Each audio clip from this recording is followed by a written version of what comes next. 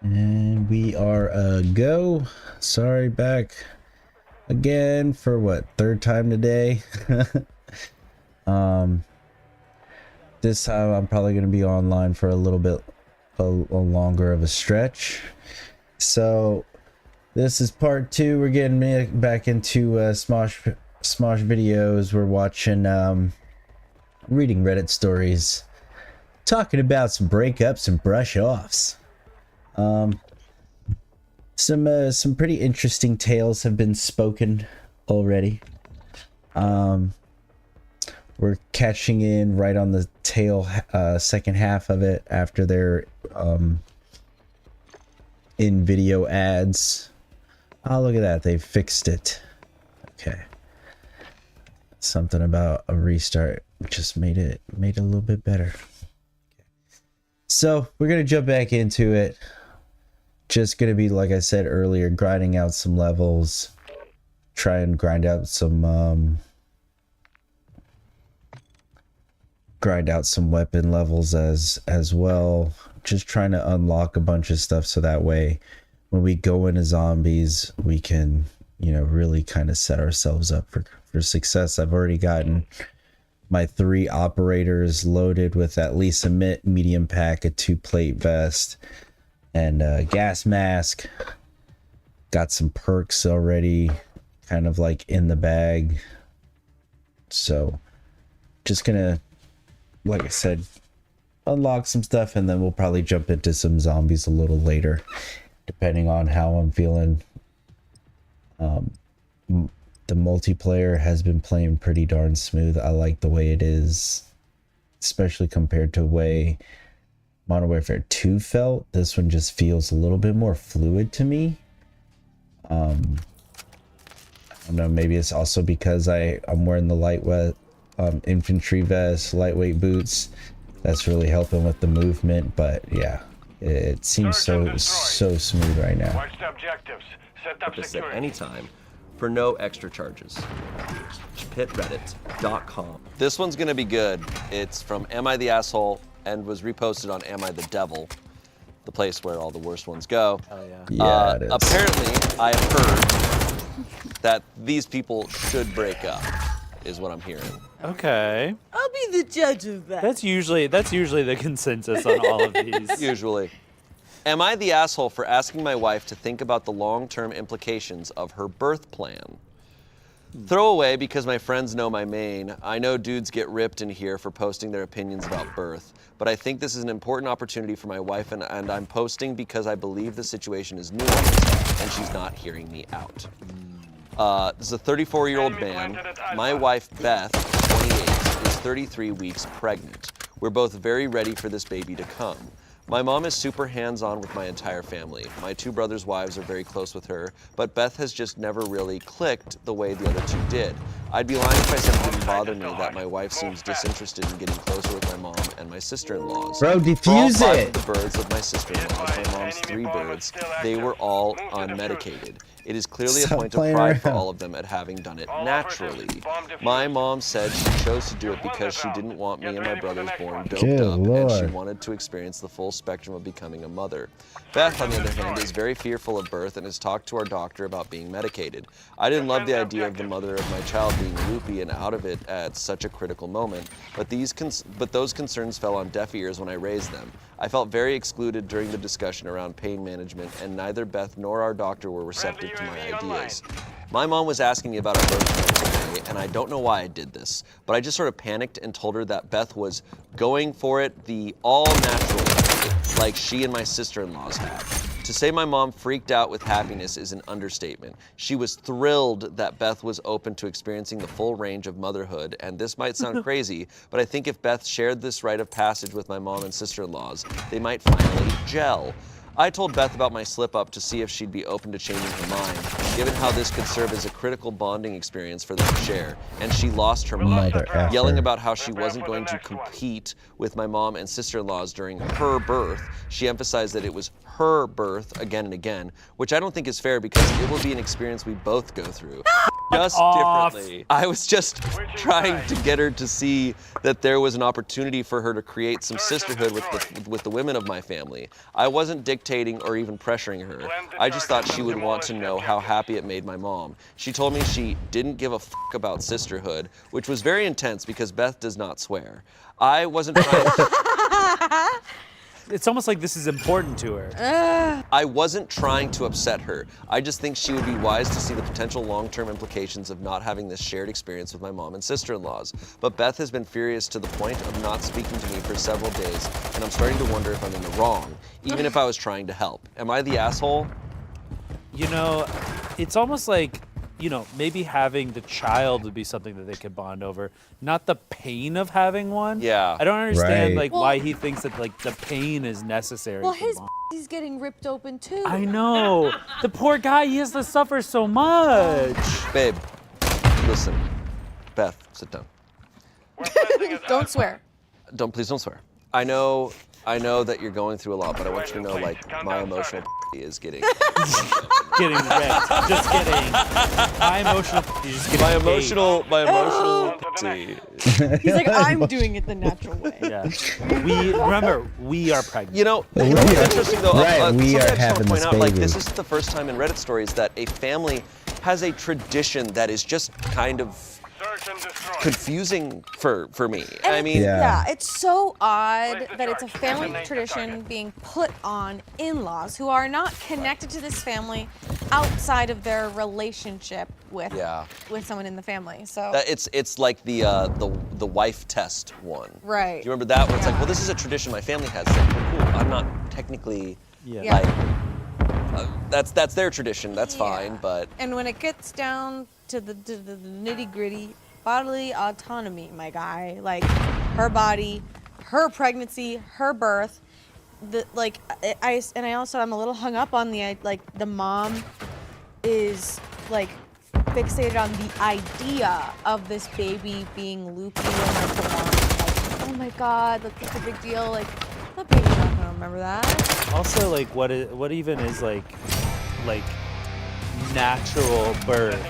Like, are you going out to the fucking woods to like push this thing out and you're gonna rip the umbilical cord off with your teeth? Does the mom have like some fucking degree? Does she know that like No. giving the mother drugs is gonna drug the baby? no, he points out that the Right. doctor is clearly on his wife's side. Right. And he's like, this friggin' dumb doctor's Right. not receptive either. Well, also, like, emotions are not facts. This story is him saying, I lied to my mom about what my partner is doing, and then tried to convince my partner to go along with the lie. That's not just like going along with the lie, it's putting your body through a very significantly more painful experience. Yeah. Or like even there could be an even more insidious Switching sides.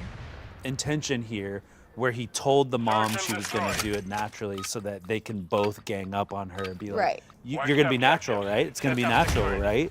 It's, Like, yeah. It's such a strange. That is such an odd thing to want to push in general. Like, Friendly UAV on station. as a man, one, why do you care? As the husband in this situation, like, you are not pushing, you're not doing any of the work, you're not doing any of the suffering. So shut the hell up. Focus on the next one. You know? That one's a weird one to me, like. And then if what Ian just said, that would just be malicious, because it's like, okay, you're telling your mom this, excuse me, hoping that she's going to then like Defend the objectives. help pressure her into doing it. But why do you want to do that? Why is that your goal?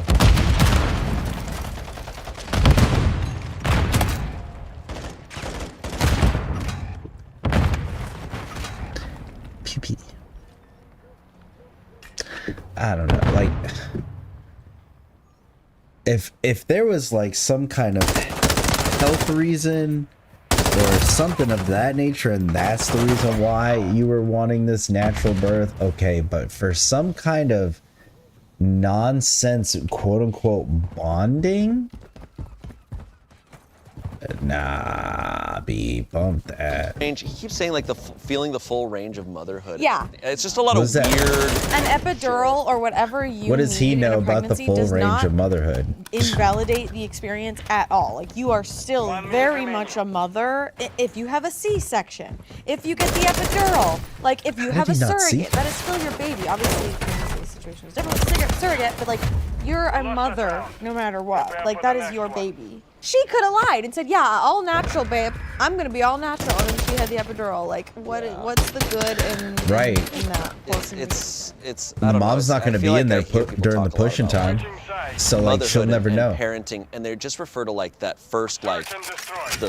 the birth and the first couple of years of raising a baby of being a parent. I'm like, Blend the being a charge. parent's a Demolish lifetime that. thing. Like Yeah. whether Yeah. you're gonna I be can use a one of good those. mom or Yeah. dad is that's that child's whole life into Right. adulthood. How you are a parent throughout their entire life is determining that. Yeah, to think, That's the like- full range of motherhood. Like, Yeah.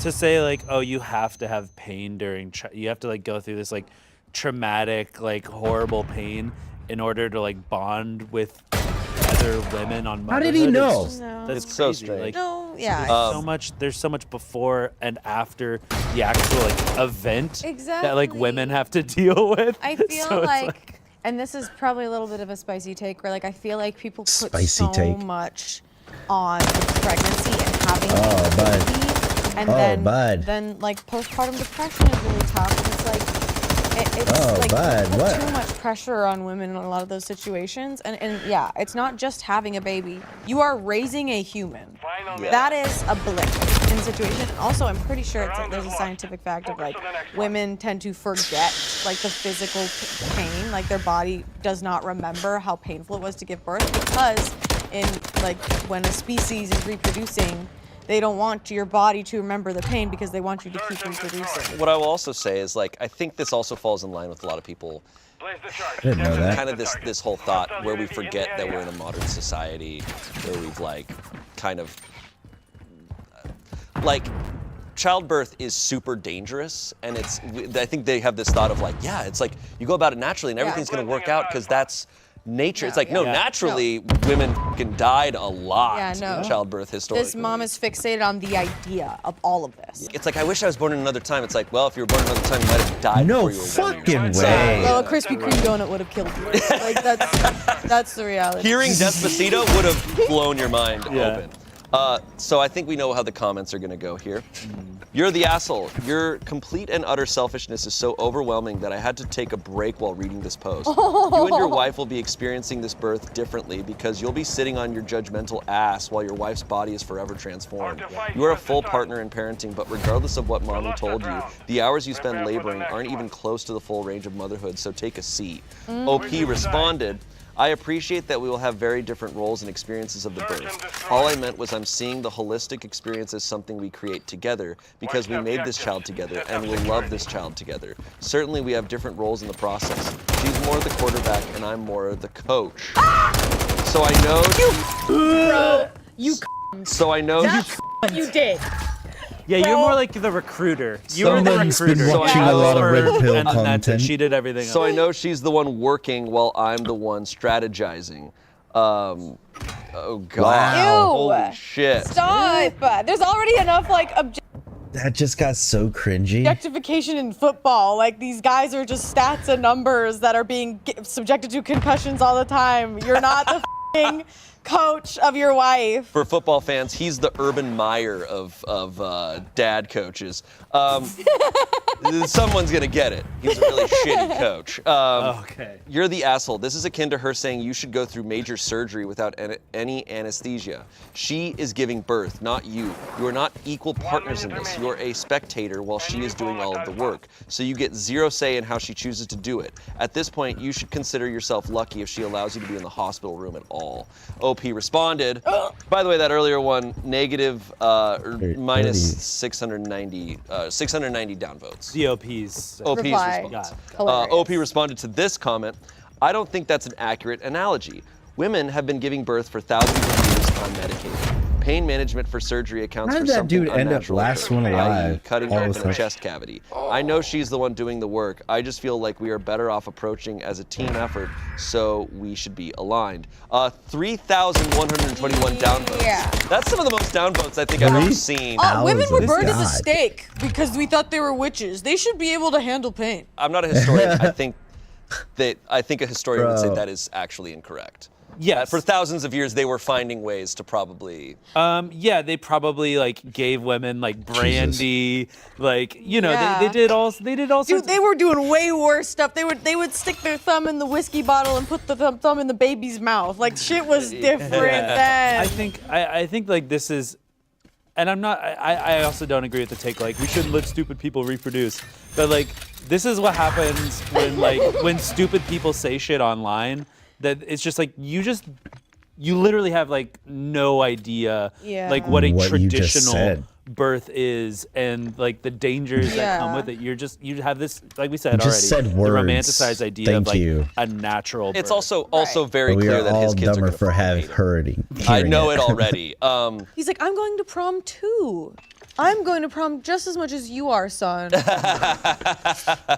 Someone else said, "You're the asshole. Birth mortality is high enough. Why do you want to risk making your wife a statistic?" OP responded, "I would never. I would do anything in the world to make sure she and my soon-to-be son are well. That's why I started this convo with her to begin with." 206 downvotes. So OP was responding a lot. We have a bunch of responses. Let's no hear 'em. context. Let's just Linerama. we get just the a idea of what's tool. probably happening. That's what I have I'm done hearing. extensive reading on natural ways to control pain and ensure the baby makes it out with minimal damage to my wife. So I don't think it's fair to suggest I have no value to bring to the experience. Jesus. 1,330 downvotes. That's somehow very chosen. with minimal damage done to my wife. I rolled a d20 on birth. I studied many ways to ensure zero pain. How do you do minimal damage during childbirth? I'm just picturing like it's a diagram of like a baby in the womb, and he's got like lines with like X's. Yeah, like, he's doing the around, coach, So this is he's the doing the muscle you playbook. should- I have- It's like you will never know. And one thing I'll say really quick is like he's like I never want to make my wife a statistic. He is by making her take part in a tradition because of the idea of it, simply because of these previous people who have done it too. Yeah. Like it is all ego here. It is so much ego. It's control too. He's So Yeah. much control ego, initially. bro. Another one. I know this is all from him. I know death is dangerous, but it's the physical aspect of the birth that's dangerous, not the experience of the pain. I'm confused Bro. why you're equating pain with danger.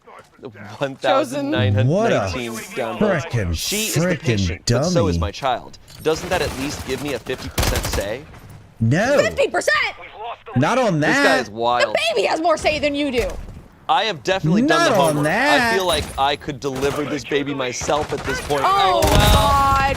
Okay. Jesus. Okay. All right, I'm All right, so I've never been one to like say someone's a narcissist, but that dude sounds like a narcissist. Like, I've done so much research, I can deliver the baby myself. Calm down. I watched every episode of Grey's Anatomy. I'm gonna deliver this baby. We're gonna do it in our bathtub, all natural style. She'll be all right, cause man said so. Why did it take so many bullets to kill them dudes? I was getting hit markers. like, is this a troll? Is this at a troll point? at This this point? has got to, no, I think he's just showing his ass. No, I more think and he's more. just actually. I think he's getting madder, and he's just And like. he's letting it Just let being the a mask butthole. slide. Here's the last one. I'm not a doctor, but at this point, I've read enough and watched enough YouTube videos that I could deliver this child myself. I did not What the make this frick? suggestion without doing my homework on the pain mitigation techniques of meditation, breathing, aromatherapy, massage, and Bro, affirmations. ain't no I have way. a variety of pain management techniques that do not require medication. Just about 3,000 downvotes. That's Holy shit. so- Look, guys. So many I'm telling you, downvotes. and I keep telling my wife, I have learned ways to make sure my does not hurt, and she just will not listen to me. Bro, just breathe. It does. Mine never hurts. Just Ruth. Jesus. This is the worst guy.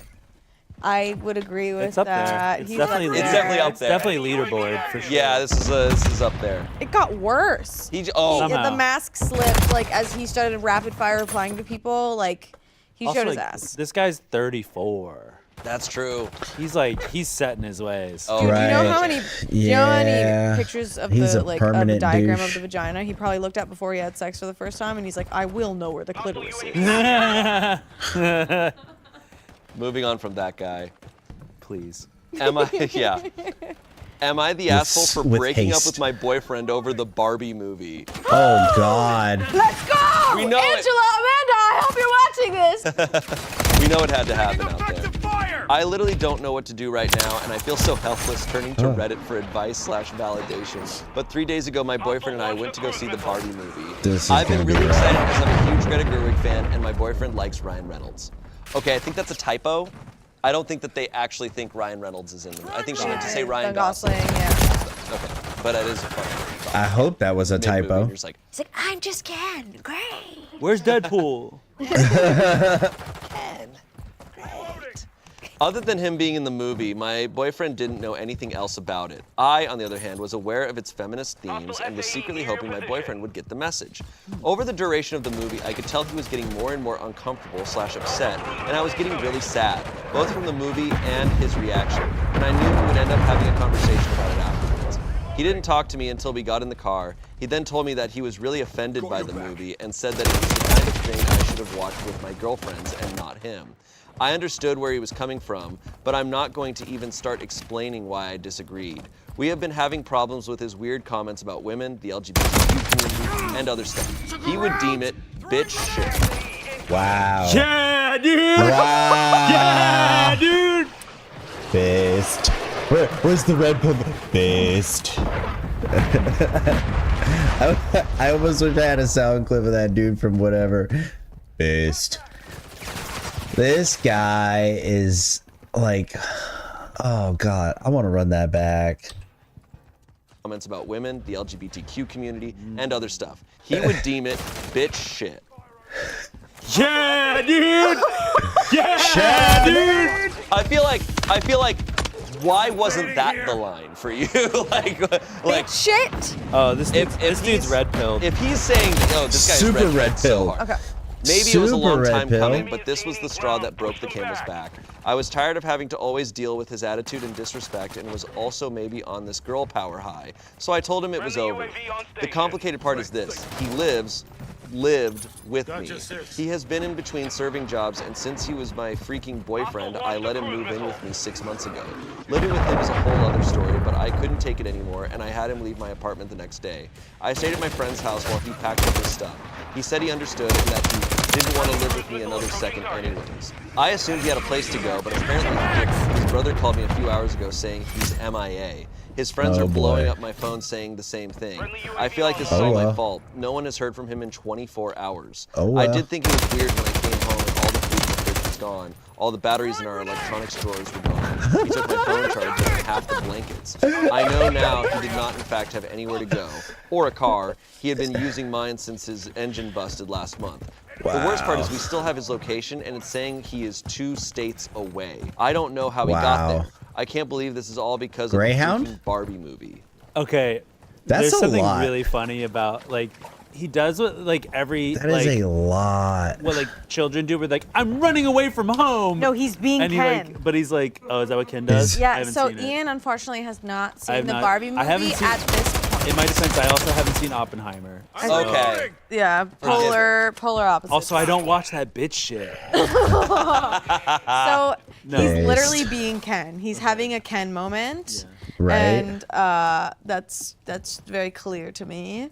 I would be like scared For Yeah. him or her? for her. Like I'm scared for her. I'm also scared for him. He just seems Yeah. off the rails. I feel like he's like doing his like going out to the woods kind of thing. Doing that Tapping back red into pill nature. Yeah, I mean, taking batteries is like that's, Baby's first I'm sorry, hunting that's weird. People like some Baby's we've first heard stories camping of people trip. who like sell batteries for quick cash. Maybe he got a bus ticket or a train ticket. I know he still stands. My interpretation is he probably got on a bus and he's just like going. He's doing the Incredible Hulk thing. He's just like hitchhiking down the road. Yeah. He's on a He's journey. all emotion. He is truly doing the Ken thing. Yeah. Some comments here. Ryan Reynolds isn't in Barbie. Yeah. Someone said, You can break up for any reason you want to, and he is a big boy who can take care of himself. Yeah. Someone said he's MIA by choice. You got his location, so his phone is working. He's just refusing to answer. I doubt he had nowhere to go. Sounds as if a lot of people are texting you. If he got 2 states away with all the things taken from your place, someone had to pick him up. I don't see anyone stopping for a man holding his thumb up for a ride, carrying loads of crap with him. Update. Oh. This is gonna be good. Yeah, the update. I broke up with my boyfriend over the Barbie movie. Yeah, it wasn't over the Barbie movie. It sounds like this guy was a lot of problems. I don't know. He seems like a pretty like well-rounded guy. Yeah, he seems pretty chill. Hi, everyone. I know everyone says this, but I really didn't expect this to blow up. I'm a little embarrassed, but in light of everything I've learned over the past 24 hours, I'm once again oversharing on Reddit. Before anything else, I wrote that post in a frenzy of panic and guilt. With a clearer head, I can recognize that yes, we broke up because we were incompatible and I was at my limit, not because of a movie. Some people were saying I maybe needed the Barbie movie more than he did since I was clearly dating a bigot, and to that I agree. I was convinced I loved him, but I think I just didn't really understand my value/feelings better. I've learned my lesson, and as a woman of color, will never let myself be treated like that. My biggest regret is that my loved ones had to endure him as well. Well, I've been cheated on before, but I usually find out and then we break up. Since I found out about my ex's cheating after I broke up with him, I'm not exactly torn up about it. I feel like I skipped the questioning and sadness and went straight to the over it. But since I have everyone's attention, I'm just gonna put him on blast right now. Oh, I can boy. confidently say his beliefs were the worst part about him, and I'm not extremely surprised that he didn't respect me enough to be loyal. But the way I found out was actually 30 kind of seconds funny. remain. His brother has been keeping me semi-updated on the missing Ken situation. I haven't really been asking any questions other than how he and his family are doing. They're not mad at me as they are aware of the situation. His brother even thanked me for taking care of him for as long as I did. He texted me this morning around 9 saying we don't need to worry anymore because he's at their cousin's house in Colorado Springs. Then around 12 in the afternoon, I got multiple calls from a friend of his saying that he heard from my ex. This friend sucks so much, I'm not even gonna get into it. I supremely regret giving him my number. He was obviously under the influence of some sort. Not to judge, but literally 12 p.m. at this point. And he's telling me stuff like, he is literally so much happier now that you let him go, and that he just felt bad for me, and that I was charity work. What? And then he said, now he can be with his man for real. His name, getting some real pussy now. Literally, pause. I asked him to clarify, and he gave me that, oh shit, ha, laughing guy thing they do when they say something they weren't supposed to. Then he said, fuck me, and hung up. The potentially craziest part that's been getting to me is that he is definitely at his cousin's house, his brother confirmed. I think I'm going crazy because I've seen his cousin on his Insta feed before, and she's literally stunning. He said she's his second cousin, and I don't really know how related they are. If this is real, I can't even comprehend what this means. Maybe it's not real, I don't know, but I think it's the perfect ending to this story. He is definitely at his cousin's house. He potentially when they say something they weren't supposed to. Gave me that real head. Now he can be with his man for real. He's happier now that you let him go, and that he just felt so much on calls because as long as I are aware of the situation. His brother even thanked me for taking care of him for as long as I did. He texted me this morning around 9 saying we don't need to worry anymore because he's at their cousin's house in Colorado Springs. Then around 12 in the afternoon, I got multiple calls from a friend of his saying that he heard from my ex. This friend sucks so much, I'm not even gonna get into it. I supremely regret giving him my number. He was obviously under the influence of some sort. Not to judge, but literally 12 p.m. at this point. And he's telling me stuff like, he is literally so much happier now that you let him go, and that he just felt bad for me, and that I was charity work. And then he said, now he can be with his man for real. His name, getting some real pussy now. Literally, pause. I asked him to clarify, and he gave me that, oh shit, ha, laughing guy thing they do when they say something they weren't supposed to. Then he said, fuck me, and hung up. The potentially craziest part that's been getting to me is that he is definitely at his cousin's house, his brother confirmed. I think I'm going crazy because I've seen his cousin on his Insta feed before, and she's literally stunning. He said she's his second cousin, and I don't really know how related they are. If this is real, I can't even comprehend what this means. Maybe it's not real, I don't know, but I think it's the perfect ending to this story. I'm not going to update anymore after this because I feel like I'm already going to regret this update, but final notes, he must have taken all this stuff from the house out of spite. I found out he took the batteries from the remotes and my hair blow dryer too. I don't know how he got to his cousin's house, I didn't ask, or what happened to my Dyson Airwrap, but maybe his cousin/girlfriend is using it now. In the spirit of Barbie, she can have it, I guess. And yes, I know I said Ryan Reynolds when it was Ryan Gosling. Like that one comment said, facial blindness is real. That's all. Wow. I mean, yeah, I guess he just needed to find somebody that he had more in common with. Like DNA? DNA. Yeah. Holy crap.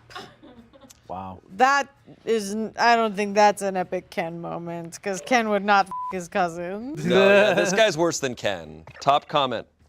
Did not see this coming. What a conundrum. Spelled with a K. Oh, funny. Someone else said, what in the Alabama? Yeah. Someone said, so he's a bigot, thief, and potentially a cousin fucker. You didn't dodge a bullet.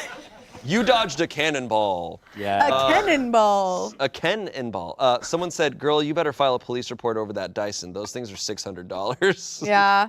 He's definitely not blow drying his nards with it, I'll tell you that. It's some good callbacks. Wow, that's a lot, bro.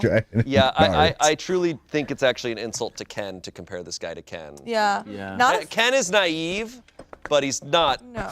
But he's got a Evil good one. heart. Yeah. He's not evil on this level. I think it's great that like a movie can like show people's like true colors Yes. and like kind of like Yeah. Oh, the Barbie movie Demasks is these absolutely people. a. The Barbie I don't test. see why a great, dudes like, have litmus test such a for- Yeah. negative It truly reaction is. We're not to a fan it. of the wife test, but we are a fan of the. I think the Barbie test is valid. I think if you're dating, if you are a woman dating a man, and you question whether he's a good guy or not, whether it's work, go see the Barbie movie or watch it at home together and be like, Domination. what'd you think? what'd you Yeah. I mean, there's a lot of, I feel like there's a lot of stuff now where like if you see somebody get triggered by some media Taking Charlie. and like, you know, use the W word, you're like, oh. Yeah. Oh. think? Yeah, Yeah. it's got to be a challenge for women to avoid like the red pill stuff. I mean, at least it gets right out there in the front, you know? Like, It sucks. Like, easily spot a red flag. yeah, I don't know why people are like. I when I was really young had a boyfriend that like gave like Morocco vibes, and I was just like, yeah, it's just like, because it's just like his Whole thing. squad right there. And like women sometimes feel like they have to just accept their partner's beliefs because of whatever reason. And it's like, no, if you like, we need some critical thinking. We need some few steps ahead thinking of like, do you want to spend the rest of your life hearing that? Like, It's well, her mistake was, I mean, she's going to this movie thinking like, oh, maybe this will kind of change him. It's like, no, he is who he is. That's not gonna change. If he's saying bitch shit, that is 100% Bitch who shit. that guy is, and you do accept that. I do believe people change, but you, in a relationship, you cannot expect that to happen, and you certainly can't do it to someone. Damn it. And change can take a long ass time. Look, maybe 30 years from now, this guy might be different. He might go, yeah, I was a horrible person when I was young. But we don't know that, and you can't bank on that. You need to move on. And thankfully, she has moved way the hell on. yeah, maybe when him and his cousin have kids, or nieces or nephews or whatever you call them. His baby nephews.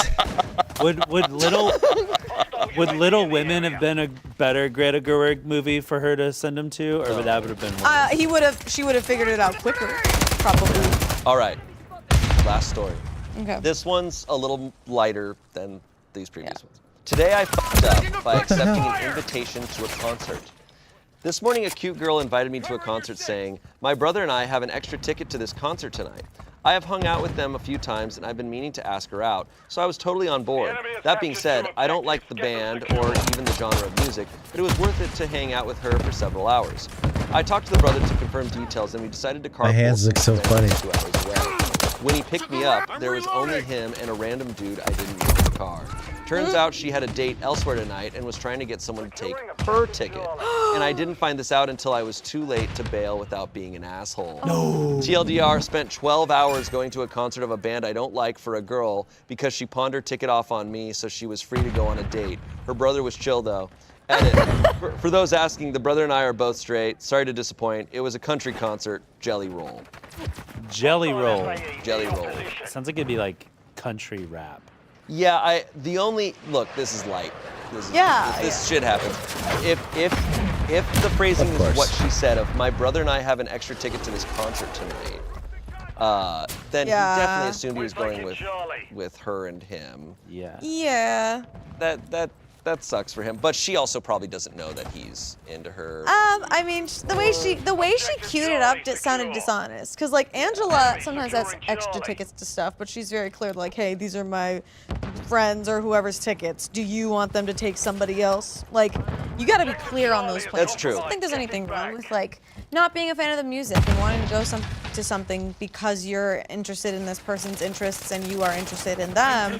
I don't think that's dishonest to an alarming degree. That's what it sounds like. She was way more dishonest. So, someone said, no way, that's rude. As soon as I found out, I left the car. OP responded, I should mention that the brother is chill, but doesn't have many friends, and he wasn't complicit. He thought I knew I was taking her ticket, so I didn't want to bail on him at the last minute. Someone else said, did you have to pay for the ticket?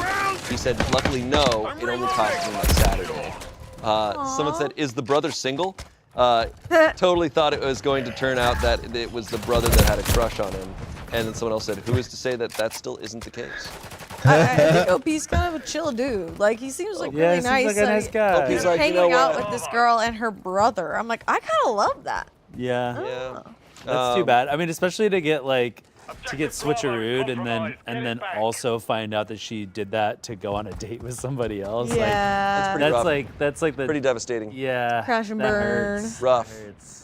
I wonder if Jelly Roll has a song about that. Yeah, maybe he heard a song that he really resonated that was called like, oh, when your lady lies to you and sends you to a concert with your brother. Yeah. When you send your brother to a concert with a guy that you like. When you're giving birth unmedicated. When you're f***ing your cousin in Colorado. When you don't want to watch that bitch shit, Barbie. Barbie. When you cover a football in your own shit and you throw it at kids on the other side. That's a That was a good better. That was it. callback. Thank you. Hey, Hey.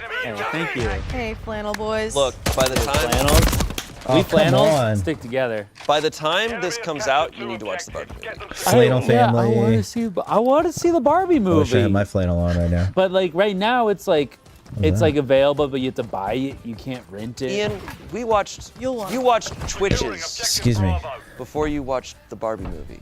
Yeah, but I didn't pay for that. If we review Barbie on the We Watch, then because Smosh would pay for it. It's too good to criticize. Like I'm not gonna pirate. I'm not gonna steal money out of Reddit. That wouldn't be very feminist of me. Let us know what other subreddits and themes you'd like us to cover on this show, and we will see you next Saturday for more unhinged bullshit. I love these Bye. Reddit stories.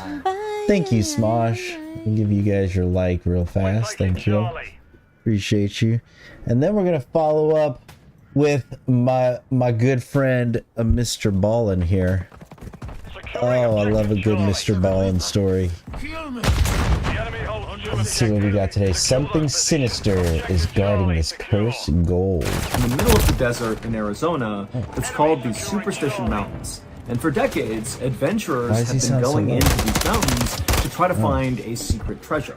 But many of those adventurers have he's on died it trying as- to do this, at low on and many your end. more have come running out of those mountains claiming that unseen predators are lurking all around, stalking you as you move through these mountains. And so today's story is going to be about one of those adventurers who goes into the superstitions, and he comes face to face with something. But before we get into that story, if you're a fan of the strange, dark, and mysterious delivered in story format, then you've come to the right place because that's all we do, and we upload once a week. So, if that's of interest to you, the next time you're at the Like Button's house, please replace their favorite cologne with tuna juice. Also, please subscribe Tuna to our juice. channel and turn on all notifications so you don't miss any of our weekly uploads. Okay, let's get into today's story.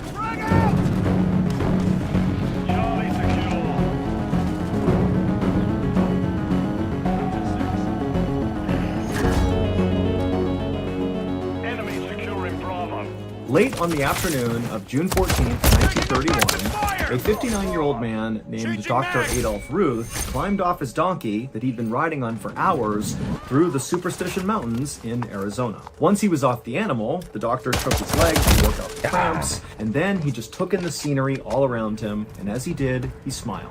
Now, to the average person, what Dr. Ruth was seeing in front of him would look very impressive. There were all these jagged peaks on either side of him that jutted straight up into the sky that almost looked so steep they couldn't even be climbed. And this mountain range was cut through all over with all these twisting and turning canyons that almost seemed like a maze. Also, high up in these mountains were all these caves where people used to live, but now they were abandoned. In fact, today, if you were to travel through the Superstition Mountains, you could go days without seeing another person. And that was true back in 1931 when Dr. Ruth was there. But Dr. Ruth knew that where he was standing right now, between two towering rock walls, was not just a regular desert canyon. This particular stretch of desert was about to make Dr. Ruth a very rich man. He was going to be the very first person to actually find the Lost Dutchman gold mine. The same Lost Dutchman gold mine that had claimed the lives of hundreds of other treasure seekers who had come into the Superstition Mountains and not come out again. But Dr. Ruth knew he had a special advantage that nobody else who had come out here looking had had. He had a treasure map that was going to show him where this treasure was, and he knew it was right nearby. And without even thinking, he reached into his pack that was slung over his shoulder, and he felt the edges of the treasure map, which was folded up and tucked inside of his notebook. But as Dr. Ruth was daydreaming about finding this treasure, he heard someone grunt from behind him. And suddenly Dr. Ruth pulled his hand out of his pack and he whipped his head around and he looked at the two cowboy guides who had brought him out here. And Dr. Ruth just said, "What?" In Dr. Ruth's daily life, he was a retired veterinarian and a government employee who worked in Washington, D.C. He was a small guy with glasses and he walked with a limp, and he knew these two cowboy guides of his just thought he was some frail old man, and this deeply offended Dr. Ruth. And so, because the doctor totally resented these cowboys, he had told them that, yes, I need your help getting me to a particular spot in the desert, but once I get there, you guys are done. You can leave, I'll pay you, and you can just go away, I'll be fine on my own. And as it happened, they had reached this particular spot, and now Dr. Ruth is looking at these guys like, all right, let's go, get out of here, you don't need to be here anymore. But the cowboys, now that they were at this spot where they're supposed to go back home, they kind of hesitated before they left, because they looked at Dr. Ruth and they did think he was kind of a frail old man, and they knew all about how all these people had died going into this canyon to look for this treasure.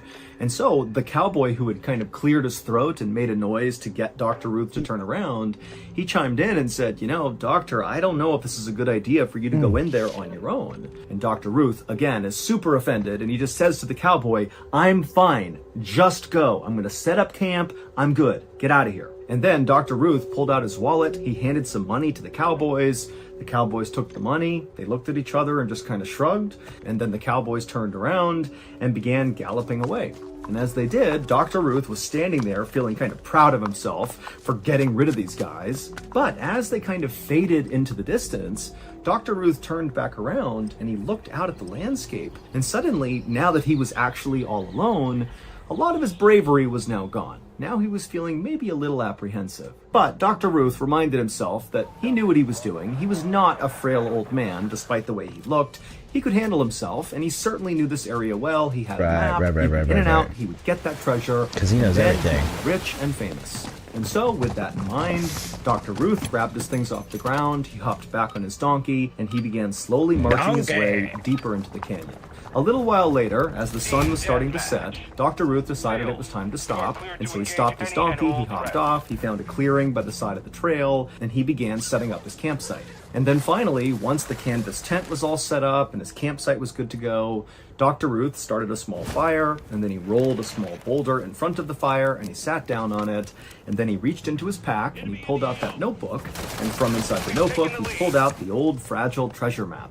Dr. Ruth's son had acquired this treasure map from a man in Mexico, and this man in Mexico apparently got it from a family that used to do mining in the Superstition Mountains, and they had drawn out this map before apparently they were all massacred inside of the Superstitions. somehow or another, their map they had drawn about where they thought the treasure was had survived. And so Dr. Ruth's son had gotten this map and given it to Dr. Ruth. And so Dr. Ruth held the map up and he stared at it for a second. And as he did, he couldn't help but be drawn to this huge rock formation way off in the distance. So not on the map, but actually in real life. Basically far down the canyon, there was just this massive rock formation. And for a second, Dr. Ruth was looking at it, thinking it kind of looked like a huge, oversized gravestone. And in a way, it kind of freaked him out.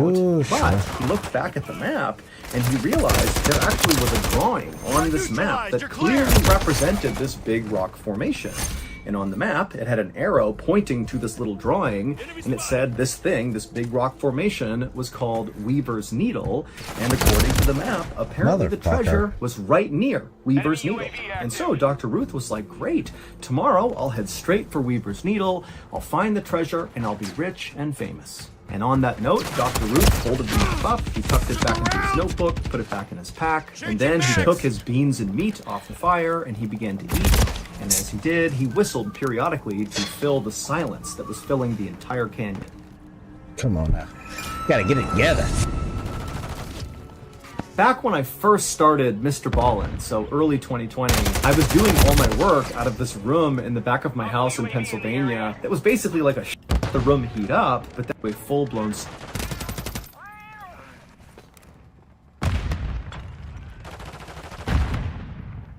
Not take that.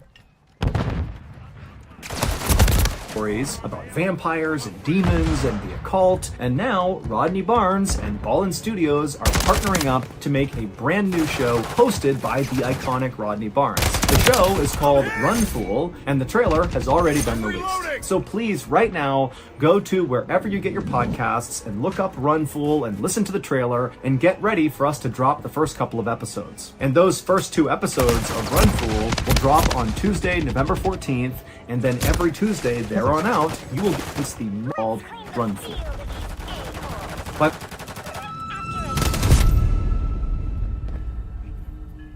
by the time Dr. Ruth was done eating his food, it was totally dark inside of this canyon, like completely pitch black and silent. And as the doctor was kind of taking in this moment of absolute darkness and silence, he was startled by a sudden sound coming from high up one of the canyon walls. It sounded like hooves marching on stone, and it kind of echoed through the whole canyon. And for a second, Dr. Ruth felt relieved, even though he had been adamant, especially to the 2 cowboy guides, that he wanted to go into this canyon by himself. Now that he was here by himself, and it's so dark and quiet and kind of spooky, he was glad to hear hooves because it meant that must be a person riding a horse, and so I'm not alone anymore. But when Dr. Ruth called out and said, "Who's there?" there was no response. And there were no more hoof sounds. It just went totally quiet again.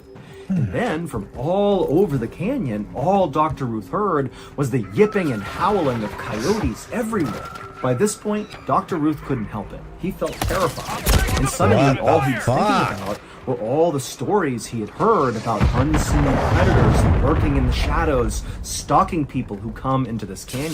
And so Dr. Ruth decided, you know what? I'm just going to bed. And so he extinguished his fire, he packed up his things, and he went inside of his tent, laid down inside of his bedroll. And even though he knew he really wasn't actually safer in here, all he had was, canvas fence material protecting him from the outside world. But mentally, being inside the tent, he just felt safer. So Dr. Ruth would lay in his tent in total darkness, kind of on edge for a while, wide awake, listening intently for more hoofbeats or something out there. But there were no more sounds, everything silent and dark. And eventually, Dr. Ruth fell asleep. But in the middle of the night, Dr. Ruth suddenly woke up, and it was totally dark and silent. He sat up and he looked out of his tent. The flap was open, and at first he couldn't see anything. It just seemed like darkness out there. But then he realized, moving around very slightly, pretty far away from his tent, but not that far away, were 2 eyes staring at him, unblinking, just staring directly into his tent. And Dr. Ruth, his heart started to race. He's realizing that an animal, a person, something is right there. And so Dr. Ruth, he was about to yell out when suddenly the eyes blinked. And Dr. Ruth fumbled for his gun and he drew it and he aimed it out of the tent and he yelled, "I'll shoot if you come back, I'll shoot!" But there was nothing. Dr. Ruth would stay awake for at least a couple more hours, Come just on. anxiously staring out of his tent, wondering if this thing, this person, whatever it was nearby, but he never saw the eyes again, and there were no more sounds outside. And so eventually, Dr. Ruth did lay back down inside his bedroll and went to What? sleep. When he woke up in the morning, Dr. Ruth immediately went outside and began walking out in the direction where he saw those eyes to see if he could find some tracks on the ground.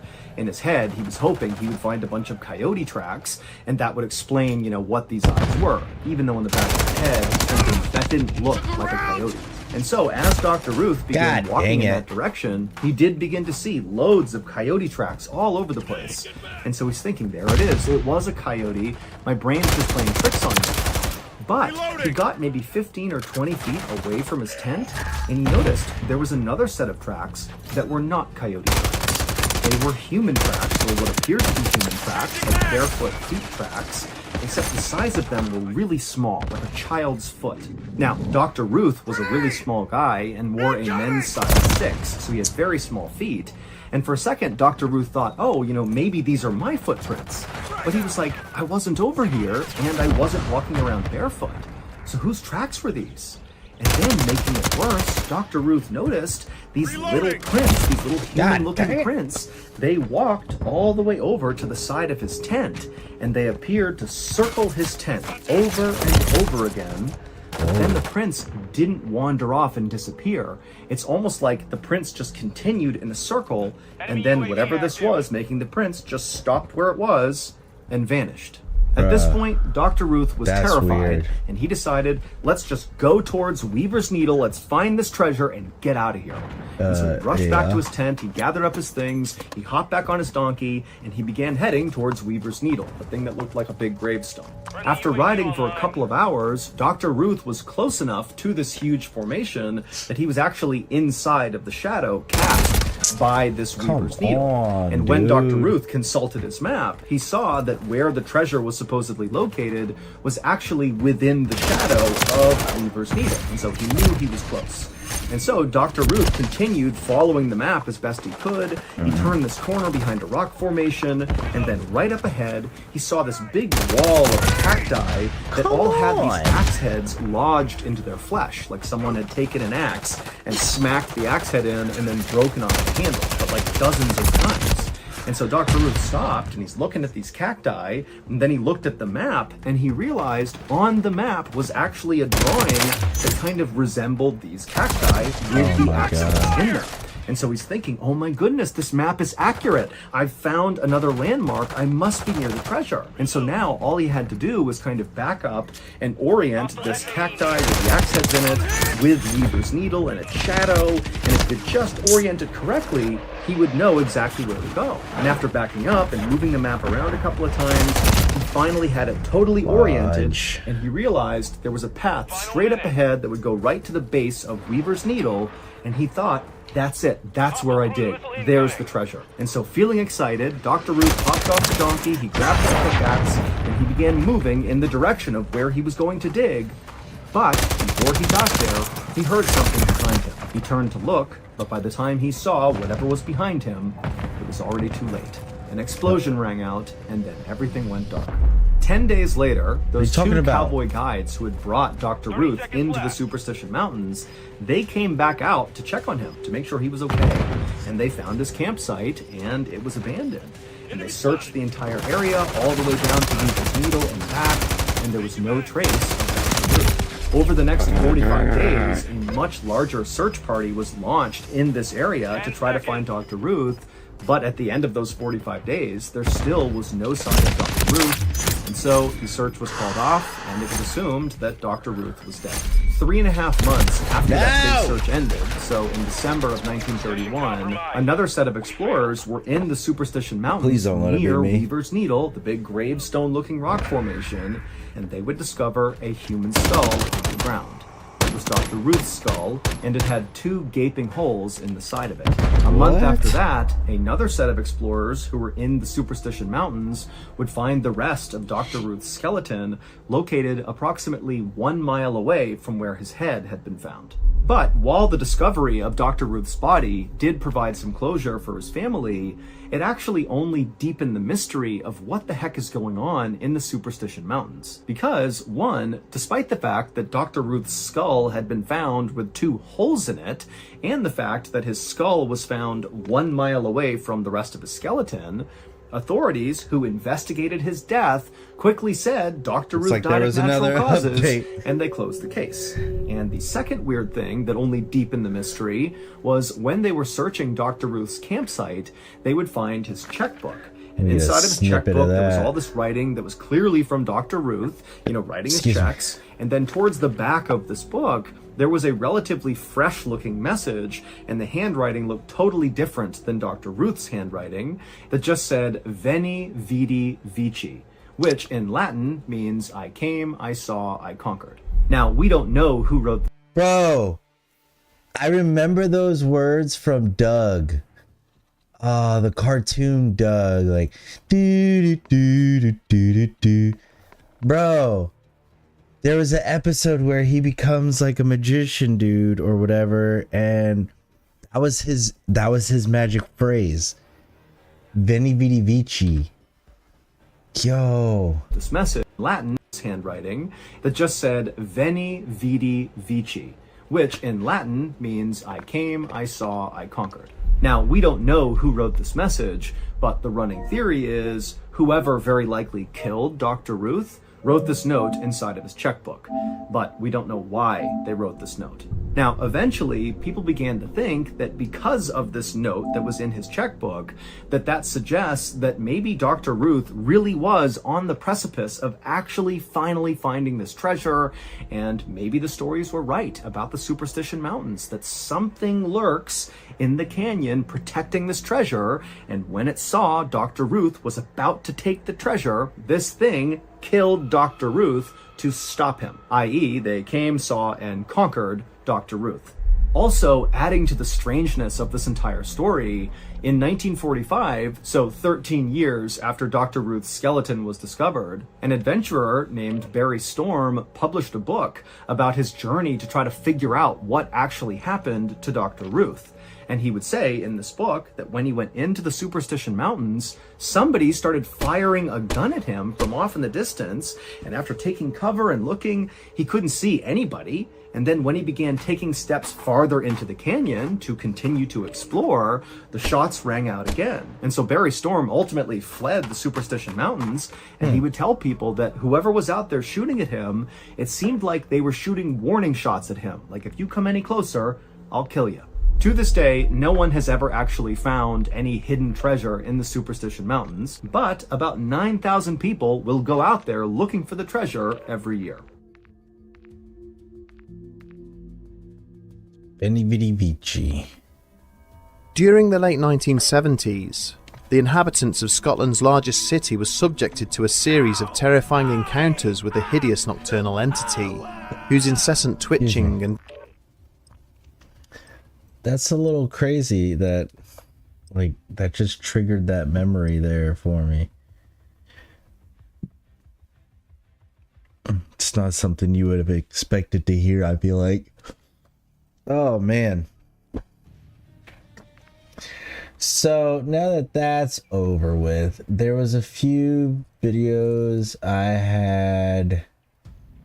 Oops, that's not what I wanted. Few videos I had like saved to watch later to kind of react to.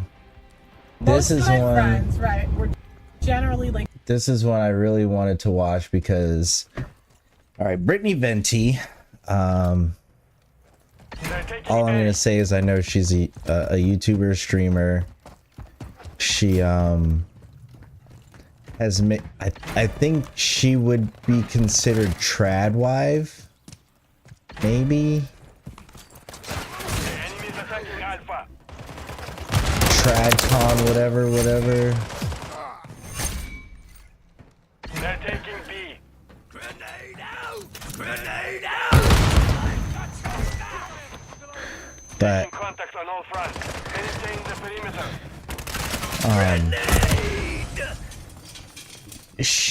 she's come out a lot speaking against red pill content. She's made a couple videos in response to our girl Pearl here, you can see with her little funny face going on. Brittany Venti's made videos talking about Rollo Tomasi, who claims he's the godfather of the great grandfather of red pill. Because, you know, he kind of initiated all the books and lore behind it of the Manosphere was written on his back or something. I don't know. But Brittany put out some good videos kind of exposing him for the liar and kind of child that he is. So here seems to be another latest hit from Brittany about red pill woman will do anything. Oh, sorry, women will do anything for male attention. I.e., gotta be another one about Pearl. So let's see what's going down with this more one. attractive than her. Like, if you look at my closest friends, especially when we were younger, I was never the hot friend. The You acting still guys are. You guys talk about No offense, Pearl, but like, man, so dearly. If they were you've got a interested in lot of me, balls to talk they shit would about ask me other about my women. friend first. And if that didn't work out, then they would come crawling to me. Second place, Pearl, the most desperate woman on YouTube. She's basically been spiraling out of control since I made my first video on her, and her reputation has taken a hit because of it. She's still up to no good, spouting any nonsense that she possibly can, so that bottom of the barrel man will give her attention. Saying things like, was he really abusive, or Really? did you bring the abuse out of him? For her to say something that's so on the nose for an abuser to say, it is beyond desperate. Look what you made me do. You made me hit you, woman. Women are not getting abused left, right, and center. Most abusive situations, the parties are abusing each other. Sorry guys, but you attract what you are. You have to wonder why she would go so far to be Way so to victim desperate blame, bud. for a crumb of male attention. I have one answer for you. Low self-esteem. From a young age, I haven't thought highly of myself. I never thought that I deserved a lot, to be honest. I never thought of myself as a queen. And I never thought of myself super highly. Ooh, that was rough to watch, wasn't it? Possibly like- the most pathetic clip that I've ever That's seen. such a sad laugh. That clip explains a lot about the psychology of Second Place Pearl. And despite it being 2 years old, not much has changed. It seems there's a lot of Second place, Pearl. pretty privilege in what you're saying, and that you're white and you present. Do you think I'm pretty? Thank you. They call me ugly on the internet all the time. I don't mean to say I think you're gorge. I just mean that there a certain value that we give to certain bodies. She's like, so you think I'm pretty? And the woman's just like, no.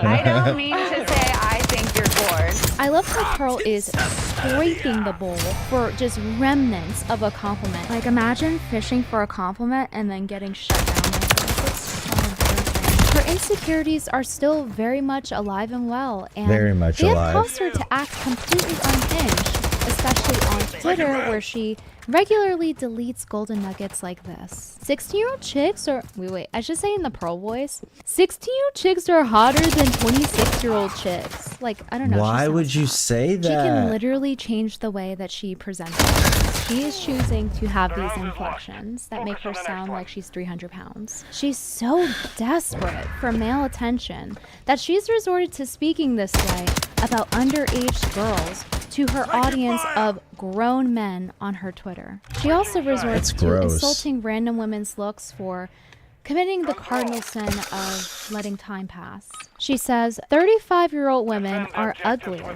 than 25-year-old women. And I think we know why she randomly lashes out at women who are over 30. It's because Pearl lost her boyfriend, who took her virginity, to a woman that was older. He was older than me. Oh, okay. So he had girlfriends before me. 2 weeks after like we ended it, he starts dating a new girl. Like I think he's gonna marry that girl or did. I don't really know. Yeah, I was like obsessed. I was so sad because I felt like I waited because I was a sophomore in college when I lost my virginity. So I was like halfway through college. It's late. Yeah. You know it's not about you. I'm gonna drop something. It's the timing. Well, no. It was because he literally like went on to marry the next girl. So it was something. But it's funny because the girl was older than me. So by the manosphere's perspective, like I would have won. Pearl says that being 30 is too old to be sexy, but clearly it's young enough to take her man. Maybe she could have kept her man by smelling good, by using Reed Street soap. Reed Street is a company that two little that mint are used doesn't perform that well. She doesn't really make good content overall, so that's why she has to resort to clout sharking smaller creators who get more views than her, like she did here with Destiny, saying that he's irrelevant as she gets 12,000 views on her video after 4 days. That is like $12 of ad rev. Obviously, everyone has videos that underperform at some point, but her videos are getting nowhere near what they're supposed to be. Most channels that post a lot of videos have to hit at least 10% of their audience. And Pearl's lucky if she gets anywhere near that. The vast majority of her videos have less than 5%. On her 24-hour live stream that was running for 2 to 3 weeks, when I went to click it, it only had 1 viewer, which was me. The only reason that she's been able to sustain her channel as long as she has is because of her multi-million-dollar daddy that's willing to pay for her every time she fails a project. So I wouldn't really consider her successful at anything except for putting a hole in her dad's wallet. How could such a large YouTuber fail while being backed by a multi-million-dollar family? That's really pathetic. Instead of making valuable content that people actually want to watch, second place Pearl is just too busy screaming into the void on Twitter about 30-year-old women because one took her man once. And that's why Pearl is clearly upset that she does not get the male validation that she needs in order to not act up. She made some comments about Simpcast, which is a podcast that I've been on for some time, and she said, "These are the women we're simping over that are the epitome of hotness? You showed me an epidemic. And I don't kill you These first? mid at best post-wall women think that they are the hottest thing since sliced break. I'm crying. This is too funny. I'm pretty sure everyone on that panel is taken. At least they can get a man. She can throw these insults, but then as soon as her audience responds, letting her know that she looks older than the 30-year-olds that she loves bashing, despite being only 26, then she gets defensive and backtracks. Saying I look old for my age won't make you look any younger. There's things other than looks. If that were true, then she wouldn't be attacking 30-year-olds for their youth and attractiveness. Now would she? Men value purity and youth. Purity, youth, beauty. She also complained about me commenting on her looks under the tweet of another delusional lolcow that I've covered. Pearl insinuates that I am anti-woman because I commented on her appearance. Imagine being called anti-woman by Pearl. What I actually commented on was her lack of self-care, which is 100% in her control. I want to address how people, including Pearl, say to attack her arguments and not her appearance. Now, people have insulted Pearl over her genetics and things she can't change, like her being a 6-foot-tall husky woman. Go apply to be on the oil rig. Go be a plumber. Go be an electrician. Go be on the front lines of the military, and then we should have equal rights. But until feminists are willing to do that, I don't believe we should have the freedom without the responsibility. Okay, but I don't think that I'm physically built for that. You might be. Wow. Now, I'm not saying that people should go on second place Pearl's YouTube page and go harass her about genetics that she has no control over, but I have to wonder how many times does it take for Pearl to insult people's appearances unwarranted before it's okay to do the same thing back to her. And she does this all the time, like with women and their age. That's something you can't control. Like, God damn it, you let time pass. So I want to say in regard to my critique on her, I think it's been completely fair. I think it's fair to point out that she doesn't brush her greasy flat hair that's stuck to her head, or how she doesn't bother to wear attractive clothes that flatter her body, or how she neglects her bodily self-care. And it's so bad that when I reverse image searched her picture of her in a bikini, Google thought she was a pregnant woman,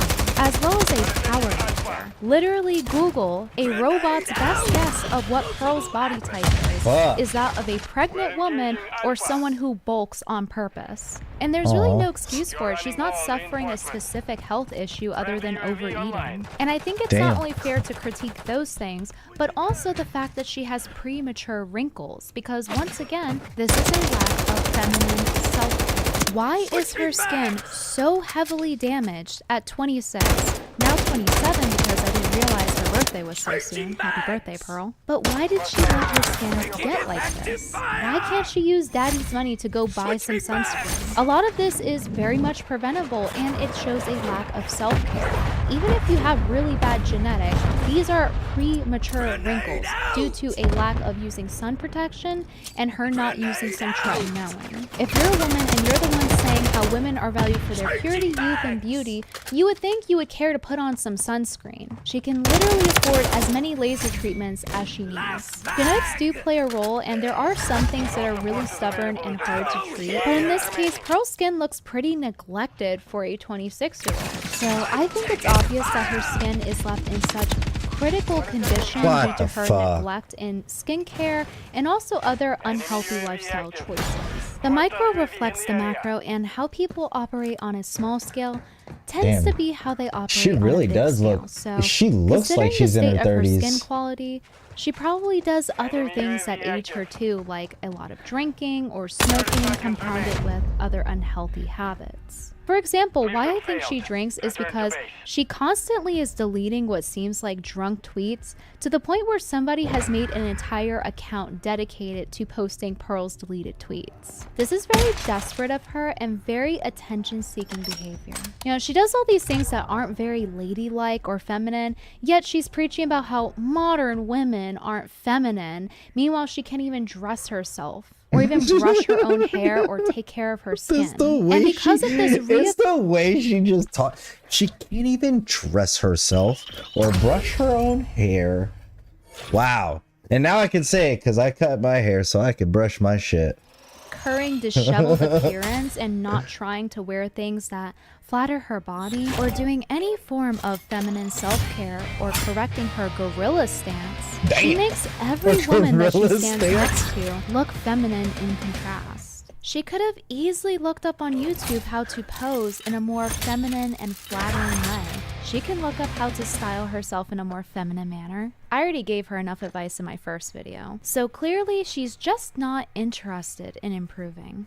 So this isn't just me critiquing how Pearl takes care of herself. It's relevant to the point that she holds all these other women to the standard to get married, and she herself also wants to get married. I like how she just goes she's none of these things. I think her poor grooming habits contribute to why nobody respects her, and why a large portion of her male audience isn't interested in watching her. And again, I'm really not saying this to dunk on people who have medical issues, like autoimmune issues with their skin, acne. I truly understand the struggle of going to the doctor several times and then you still have skin issues, no matter how healthy you eat or what creams you put on your face. And that is a reality that people deal with, including myself. But in Pearl's case, it seems like she's not even trying, especially as somebody who puts herself on a pedestal and talks down to all these other women, including 30-year-old women who might actually be putting in a lot more self-care than she is. But bro, she's this is 27. to the haters. She looks like she's older than I am.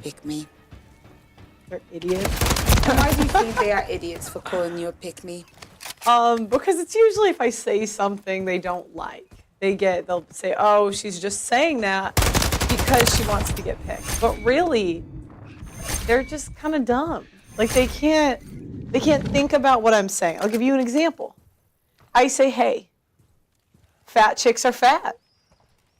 And they get mad at me. But I mean, they're fat. Women with OnlyFans, older women, single mothers, God dang. overweight women will all hate on my appearance, call me ugly, call me a whore, whatever they feel like that day. It's always the person saying it, not the argument. So basically, everybody who doesn't like Pearl is an old, fat, ugly slut. She herself said that having more than 2 bodies is promiscuous, so I don't really get why she's even complaining about being called a slut. And she says nobody has arguments, but she generally does not deal with criticism well, like how she did on Piers Morgan. She's facing Oh, a yeah. backlash for posting a song That was titled funny to Why watch. Can't We Talk About the Jews, which she dedicated to far-right commentator Nick Fuentes before later Yup. deleting it.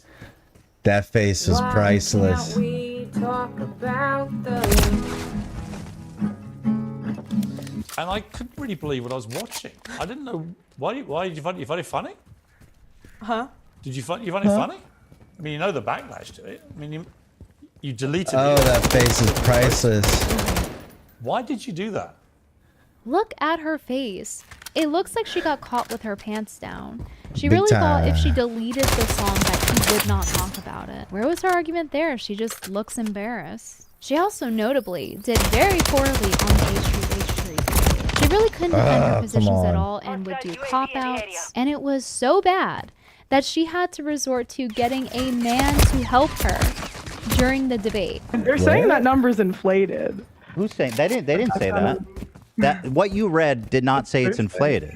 No, I said also that 12% number they're giving you is highly inflated. Based on what? Because what you just read to me doesn't disprove what I said at all. It actually makes perfect sense. No, but they're saying it's inflated. I don't know. They did not say that. Who's they? Yeah, they didn't say that. So here, who's they? Right? It's just someone I do research with, so it's so just someone. Yeah. Literally being fed answers because she cannot handle a debate by herself. Right. She basically loses Probably her every dad. debate she's in, and the best case scenario is that she ties with someone and then declares herself the winner. And let's not forget how she falsely copy struck another YouTuber, which is the ultimate I don't have an argument. So I don't really want to hear the attack her arguments, not her appearance bullshit anymore. People like her are not entitled to kindness. And I especially don't think second place Pearl is entitled to my kindness after she gave what she thought was my nudes to Rollo Tomasi, according to him. What she did was she DM'd Glenn Lawrence, but the fact of the matter is that she's trying to bait me with quote-unquote real nudes of Brittany Venti. The fact that she would think that I would want these in the first, like it would be something worthwhile for me to like, oh, hey, look, I got them real. Here it is, guys. No, I turned those fucking things down. If you want to see that video, it's in my video. Now, after we've seen that clip, I would like to read this quote from Pearl. I welcome debate, but if it goes part the argument where I'm being tweeted at naked pictures and trolling, it is not a productive conversation. Interesting, but she has no problem sharing what she thought was my revenge porn to other YouTubers out of Vendetta. By the way, some important context is that Rollo is Pearl's icon. He is her inspiration to taking the red pill and making content about it. When we started, he was really helpful to me in my set. Yes. And so he was helping me with stuff, and he was giving me advice. Mm-hmm. I start to blow up, Mm-hmm. and I was trying to get him to like mentor me. Sure. I think like I was saying, I would pay him for his time, and because I really looked up to him. Like honestly, I thought like he was so smart, and like I just really loved his streams. Yeah. He went on this like podcast, and then was like, "Oh, Pearl, I don't remember what he said. It really hurt my feelings, though, to be honest." He calls me an idiot all the time. In my opinion, I think she was just trying to get on his good side. But Rollo is such a conspiracy theorist that he thinks Pearl was trying to entrap him with the photos. The very fact that even was the first thing to come to her head leads me to believe that's malicious as fuck. This is basically Pearl wanting to bait me. You can explain that to the Daily fucking Wire, who I will gladly send these to right now. Maybe then they'll drop your ass. And maybe then finally you'll go away. Maybe then you'll go die in a fiery car wreck somewhere. Go away. You want the red pill to die? You're already killing it quite well. Thank you very much. Before this, Rollo also threatened to share my revenge porn before that he got from an anonymous fan. But he ended up making an ass of himself because it was actually just me emailing him to troll him. They're trading what they think is my revenge porn like they're Yu-Gi-Oh cards, acting like my left tit was a piece of Exodia. So anyway, after Rollo was trolled by me, he is now paranoid of any information that he gets, and rightfully so for not fact-checking. But because of that, he thinks that Pearl fed him false information maliciously. But it's really just that she doesn't do any research before she opens her mouth, and I've covered a lot about this on my channel already. I've addressed these nudes before, and you can literally find the video about it by typing nudes on my YouTube channel, but she doesn't even do bare minimal research. We already knew that. And seriously, like, Rollo and her are allergic to research. And this is exactly why I started trolling about having nudes. It's because people like Rollo and second place Pearl are so desperate to get them. Another example of her scurrying around for dirt and getting things wrong is the Steven Crowder situation. So she tweeted about Steven Crowder's cam footage where he was rude to his pregnant wife. So Pearl, in response to this, said, "A lot of you owe this man an apology." What she didn't expect was that it would be her that would have to do the apologizing, because it turns out she doxed Steven Crowder's kids' names who are underage and their nanny's address. Obviously, I'm not going to show it on YouTube, but I did see it with my own eyes, and it did happen, and I do have the receipts to prove it. Now, Pearl claims that she didn't dox his kids' names since Crowder posted their names on Twitter beforehand, and this is true. But I think she had no idea that the kids' names were public and just got lucky, because if she actually knew that their names were public, why wouldn't she blur out the nanny's address? So clearly she wasn't actually aware of the information that she was posting from the document. Once again, she's completely reckless and does not fact check before she digs her little rat holes for a crumb of attention to eat. And it's even worse when you realize that this is a failed attempt for Steven Crowder's attention, because she would have been better than Steven Crowder's wife. She would have did anything for him that he said, like a dog. Pick Pearl because she doesn't have boundaries, unlike those other girls. Those other girls and their healthy boundaries. Women used to be criminally prosecuted and punished for nagging their husbands. Should we bring this back? Yeah, you know Pearl, she's just docile, feminine, and quiet, and she won't nag like those other old hags. Even though she cannot shut her own mouth to save her own ass. I need to smell this candle to decompress because this is so stressful watching a woman be this desperate. Because it gets worse. Just when you thought it couldn't get more pathetic, it does. Pearl offered her land for a man to marry her. Offering her land that her daddy gave her. The next time someone asks me what I bring to the table, I'm going to say approximately 9 acres because my dad bought a neighborhood from my name. Wow. That it would convince a man to marry her. I regret to inform you at the age of 27 now, because her birthday just happened. I know I said she was 26 earlier, but it hasn't worked. The only man I have seen express interest in Pearl was a YouTuber whose significant other mysteriously went missing. And he didn't talk about her disappearance for months or even ask his followers for help. And only after a few months of his significant other going missing, he tweets Pearl this: "I am hereby offering to squirt out baby with pearly things. Insemination claimable between the months of September to December 2023. Travel fees may apply. September of 2024. Travel fees may apply." That is the type of man that Pearl attracts. One that won't even pay for her travel fees to have a baby with him. Meanwhile, you have boys in France carrying entire bed frames to sleep next to a woman. And by the way, he has a history of going out with mentally disabled chicks, so make of that what you will.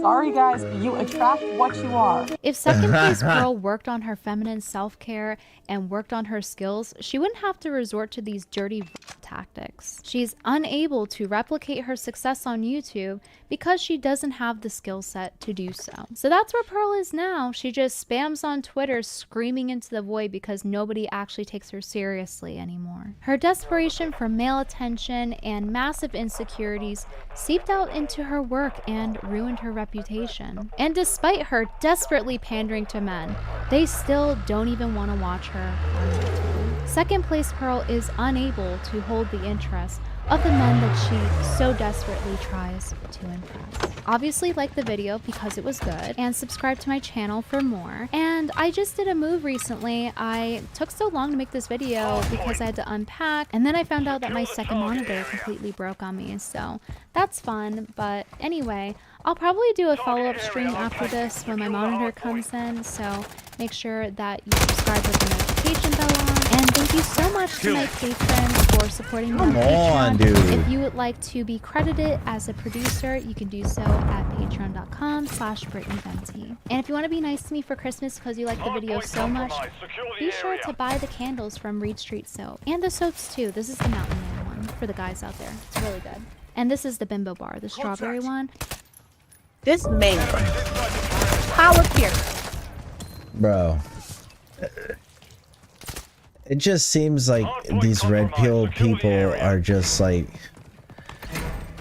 finally starting to get shut down little by little. Like all of them really need to just like fall off the planet, and I think it's good that people are starting to become aware of it, of what this weird viral sensation is, and the echo chamber is being kind of shut down a little bit,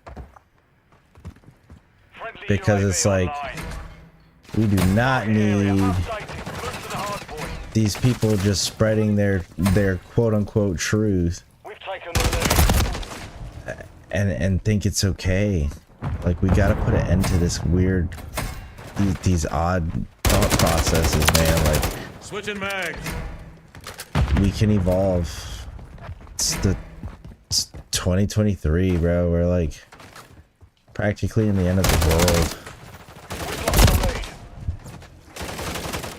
So I don't know if I want to stay in the red pill thought process.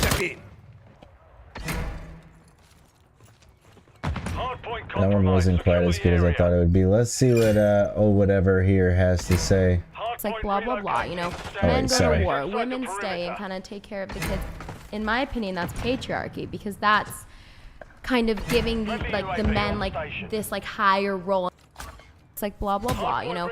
Men go to war, women stay and kind of take care of the kids. In my opinion, that's patriarchy, because that's kind of giving the men like this like higher role and like higher position in society. And I think that as society is progressing, it's becoming more progressive, and women are kind of, you know, the whole feminist movement, that kind of thing. But I think you can't deny that throughout history, women have been oppressed. Enemies inside the perimeter. You could also kind of go, I would say, I don't think we should gender it, though. I think throughout history, men and women have been oppressed. It's really the apex fallacy. The patriarchy theory is the apex fallacy. You have a very, very small proportion of people at the very top which Shoot me again. both men and women. but you don't think that there's, so are you, just to make your point. I reject this idea of the patriarchy theory. Do you support the idea of, women have been oppressed in society? I think both men and women have been oppressed, and I can actually, this is going to be the hot take here. That was a hot take. No, hold on. I can actually make an argument that men have been more oppressed. Please make your argument right now. Please. State your case, Brian. Let me ask you a question. Throughout. Let me ask you a question. Where are you at right now? So throughout all human history, Oh, come you know on. what? This one probably squashes Friendly any recon grievance overhead. that I think Copy. UAV is on women station. should Not online. throughout all human history, what I like how they percentage would all you say of sit there and military smile like casualties he did a gotcha if you had to moment. break it up between the genders? What is the percentage breakdown of military casualties? Well, so deaths and obviously, injuries. a significantly more amount of men. 99.999. But that's also because in the past, women have not been allowed to That's a privilege. fight in the That is a military. privilege. Do you think if women had been allowed, hold on guys, do you think if women had been allowed to join the military, they would be signing up in droves to get put through the meat grinder of war? Well, it's also men literally like want to be in it. Like so many men. There One are of my men that guy do. friends told me actually that like all men at some point in their lives like fantasize about being in the military. You're right. A lot of men do. A lot of men are attracted to war. However, throughout human history, you've had so many Come on, I had that. All right, Tanner. Even in Ukraine, right now, going on. Ukraine, right now, people are getting forced to fight in this war. Men weren't allowed to leave the country in Ukraine. You realize that women were allowed to leave the country. Men were not allowed to leave the country in Ukraine. They were forced to go to the front lines, right into the meat grinder of war. They were forced to go. I'm taking fire. But women haven't been given the opportunity to. I mean, you can make the argument that how many women would, right? Like, that's a good argument. But then you could also say women were not allowed to enlist. All right, so But women stayed in Ukraine. They're still talking about Ukraine. Yep. Probably wouldn't, but if they told me I had to go, I'd go. Suck it up. Well, you wouldn't have a choice. You wouldn't have a choice. But her point is that women don't have the option, so that's why it was on. Well, it's also, I actually come from a military family my whole life. That's okay. That's all right. My point was just simply that you guys are right. Almost all societies throughout history have been male-dominated. But a very small percentage. It's by a very tiny percentage of men at the top who brutally oppress the majority of the men below them throughout society as well. And yes, women have gotten the wrong end of the stick too, but like dudes have had it bad as well for a long time, and we've had more rights in terms of property and speech and stuff like that and voting, but it's been pretty bad for dudes for a long time too. Those are big deals. Like, those are legal issues that women didn't have rights to. And now we're taking away. Women couldn't vote. Remember that? Yeah. What do you think about that? Changing mags. About what? Do you think that women, if you lived back then, right, would you support women not voting? Do you think that that's right and just? Do you think that that's a decision for the men to make, that women are not competent enough to vote? Because that's what it was. Well, so actually, Eric, can you pull up? There's a infographic. Okay. Eric, there's an infographic. Yes, I know women can vote now. I'm talking about like however many years in history. Chris, go into the infographics. No, it's related to the voting thing. So, I mean, what's your question? Should women not have been allowed to vote? She's asking if we think we should repeal the 19th. That's what she's asking. No. No. I'm kidding. No. No. Wait. Okay. Go into podcast. Go into infographics. Contact. Okay, and then you're gonna see one voting. It's the first one. Pull that over. Okay. And then F11. Did you say why did we bring up Ukraine? Okay, go window mode for us. I'll bring back OBS so we can see. Sorry guys, one sec. We're pulling up an infographic here on voting. Is this an accurate infographic coming from an accurate source? Right. I'm not sure if it's been fact checked by Bill Gates' fact checkers. So it was put out by some 18-year-old kid from Canva. So, yeah, there you go. So, percentage of population aged 21 or over eligible to vote. This is in the UK. So, but I mean, okay. So this is like pretty, you know, I'd say amongst Western countries, this is pretty much the case. So you'll know this before like the mid 1800s, it was pretty much a very small proportion of men had the vote. This concept of voting is an incredibly new concept. Before that, it was just tyrants. You had kings, queens. They're the ones who had very, very small amount of people had power. Yes, there is a bit of a discrepancy there from about the 1800s to the early 1900s, but there is actually a reason for that. One of the reasons is because I think we've seen it. So if you want to just go ahead and bring it back there. One of the reasons for you need to go F11 in this StreamYard window, Eric. Thank you. One of the discrepancies, or one of the reasons for that, is because men were the only ones that were subject to military conscription. So the way that men got the right to vote before women is we had to go in fucking trenches and die. And we had a say. We got the right to vote and elect a representative who would be potentially making the decision if we went to war. Women, even to this day in 2022, they're not required to. You have to register as a man. You have to register with a selective service to this day. We are still subject in 2022 to the military. Taking effective fire. So that's the big thing. That's one of the reasons why we got the vote before y'all, because we had to fucking go and potentially die for our country. Women were able to secure the vote without the corresponding responsibilities and duties. So you actually got, when it comes to voting, you guys actually have an advantage over men. It was never about equality. You got preferential treatment in actuality. Because none of you are subject to the draft, even today. But what if some women There are wanna men be subject? alive today. There are men Process. alive today that were subject There's to the no draft. woman and went who to the wants to Vietnam be War. subject to the draft, though. They're alive today, so some of them came back. They have probably serious psychological issues. A lot of them are homeless. A lot of them just didn't come back and they're dead. Now, there hasn't been a draft in a long time, but we're still subject to it. And the way the world's going, it's only plausible that we could see. I mean, we see what happened in Ukraine. Do you think that there's a World War III brewing? I don't know, but it's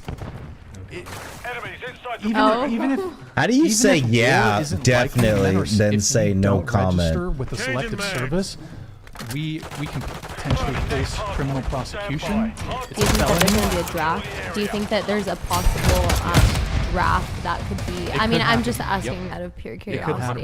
100%. Where The military can't find enough. Come on. Right now, and they're struggling to hit their numbers. my dad always says this, but I asked him this question the other day. I said, "Is it possible for there to be another draft?" And he told me he doesn't think so, just because of like the new way of fighting is just kind of like it's very technology based. I mean, I might be wrong, but Gen 5 warfare.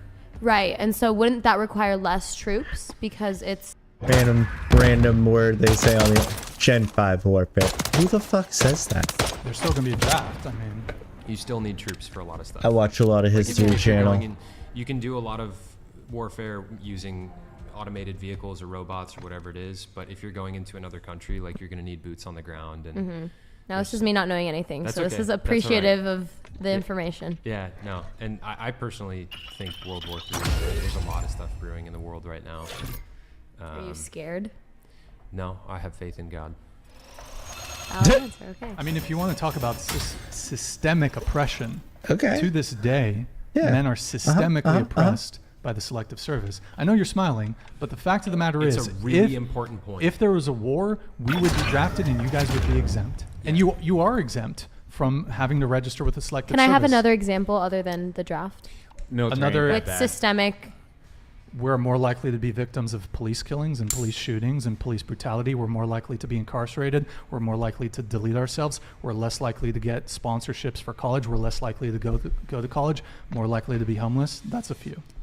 Okay, can I say something really quick? Sure. A lot of those things, like, I'm not saying they're not struggles, because they are. I'm just saying that, like, a lot of those struggles are because, like, people in power just take men more Don't seriously. like this. And I think that, like, women's problems. More seriously, we are the disposable sex. Yes. Men are the disposable sex. Women are valued. Women go to war, get killed, be a workhorse. Yep. But they labor do that for because us. they, like, it's no secret that men are just, like, physically more, like, capable than women. Well, that's There's part a reason of it. these lights are on. That's part.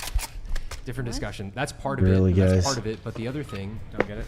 You're looking at this. Hold on, guys. You're looking at this through the lens of oppression. Okay, you're looking at this like, okay, men throughout history haven't taken women seriously enough to put them on the battlefield, right? Well, the other side of the coin is that women have been highly valued throughout history for their ability to bear children and everything else that you guys can do that men can't do. You guys are very highly valued for that. That's why today we're still the dudes that are toxic and you guys are protected by the bread. Okay? Childbearing women have been extremely valuable throughout almost all of human history because without you guys, the race, the culture, the civilization, the tribe can't go on. We're expendable. Yeah, but that's the thing. It's like people only Bullshit. value women because of their fertility. Like, they don't That's value a- their intellect. They don't value. It's like, not that you're just valued for your What'd you say? fertility. What do you value men for? It's not that you're just valued for your fertility. That's an incredible thing to be valued for. Like, you guys have something that men don't. Well, it would be nice to walk into the classroom and have like all the guys actually listen 1 minute to remaining. Because personally, I don't know about you guys, but every time I've tried to say something in class where it's predominantly male, mostly in science classes and stuff, It's STEM, very much STEM. you get talked over. People don't look at you the same. They don't take you seriously. They don't. And as a man, you'll never understand that. People don't take us seriously. I'm sorry to hear that. No, yeah, that's something that we can't necessarily like super understand. But I can guarantee you a lot of women feel that same exact way. But once you graduate, and you have a what are you studying? Psych and brain science. Psych and brain science. I mean, there's actually affirmative action for women in STEM programs in the education system, and also for hiring. If you're a computer scientist, software engineer, and you're a woman, you're getting a job. I think that's great. That's a huge advantage for But women. it's still not the attitude that is given to women. Even though they do, like, I do agree, affirmative action does also that. It's still the attitudes. Like, that's what I said when I said there's still undertones of it in our society. I still feel like women are disrespected by men and looked down upon, from my personal experience and from what I've witnessed. People look down upon all sorts of people. It's not just women that are looked down upon. Like low value But dudes. it's a widespread for issue. low value. Yeah, you're right. But low value dudes, for example, I bet there's a million dudes that you guys never gave them the time of day, and they'd probably have a complaint about that. You know, like it's just part of life. You know. For instance, think about like a plumber, right? Like what I was saying about the lights, and like didn't get that. Like, think the last like woman who is an electrician that you guys met, who is a plumber, who keeps society rolling in a lot of the just like municipal stuff that we have going on like within our society. It's all men that are making like $60,000 a year. They're working like these blue collar jobs, wading through shit, just climbing up telephone poles, the worst stuff you like. It's not that bad here. Like, you know, for instance, there was like a huge windstorm here a couple months ago. And there was like linemen right outside my, you know, like door, working on power lines and whatnot. I guess that's not too bad. But you think about like, hey, if it's negative 40 out and there's a dude in Montana and like the heat goes out, there's a dude getting up at 3 o'clock in the morning and below 40 negative, below zero. He's climbing up that pole. Who's like getting power back on so that people have heat and whatnot. And that's pretty shitty. And he's also doing that for like $50,000, $60,000 a year. And I don't know. I literally do not know a single woman that wants a job like that, and that stuff is just left to the men. It's kind of a raw deal, you know. Why don't chicks want those jobs?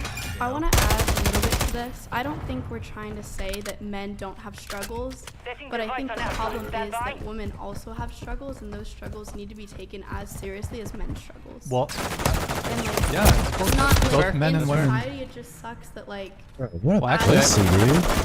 Seriously, and Well, a lot has changed, but like.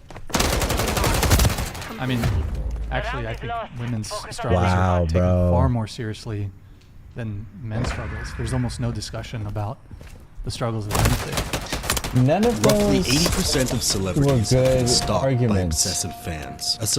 Like, none of those were good arguments for either side, if you ask me. Use the charges, blast the target. No mistake. So Like, what is? What are the? What are these? In the inbox here. What happened? That's what I'm here to discuss. That's what I'm here to discuss about is being single now. Yeah. All right, Mick, give us the background here, okay? So last time I was on the podcast that many have seen, I was with Can you scoot into the table a little bit? It's kind of hard between. Or if you want to just hold the mic. Tired of these Hold the fucking mic. camping ass. Get close to it. Get close to it. Okay, so last time I was on here, I was with Keely Rose, who is an OnlyFans girl, and yeah, she basically, after 6 years of living together and being together every day, she left me for another guy, and she's currently in Melbourne, Australia, with this other guy. And it kind of came abruptly out of nowhere for me a few months ago, and I was very heartbroken about it, but now I'm here ready to discuss it and show that I am okay and I will survive.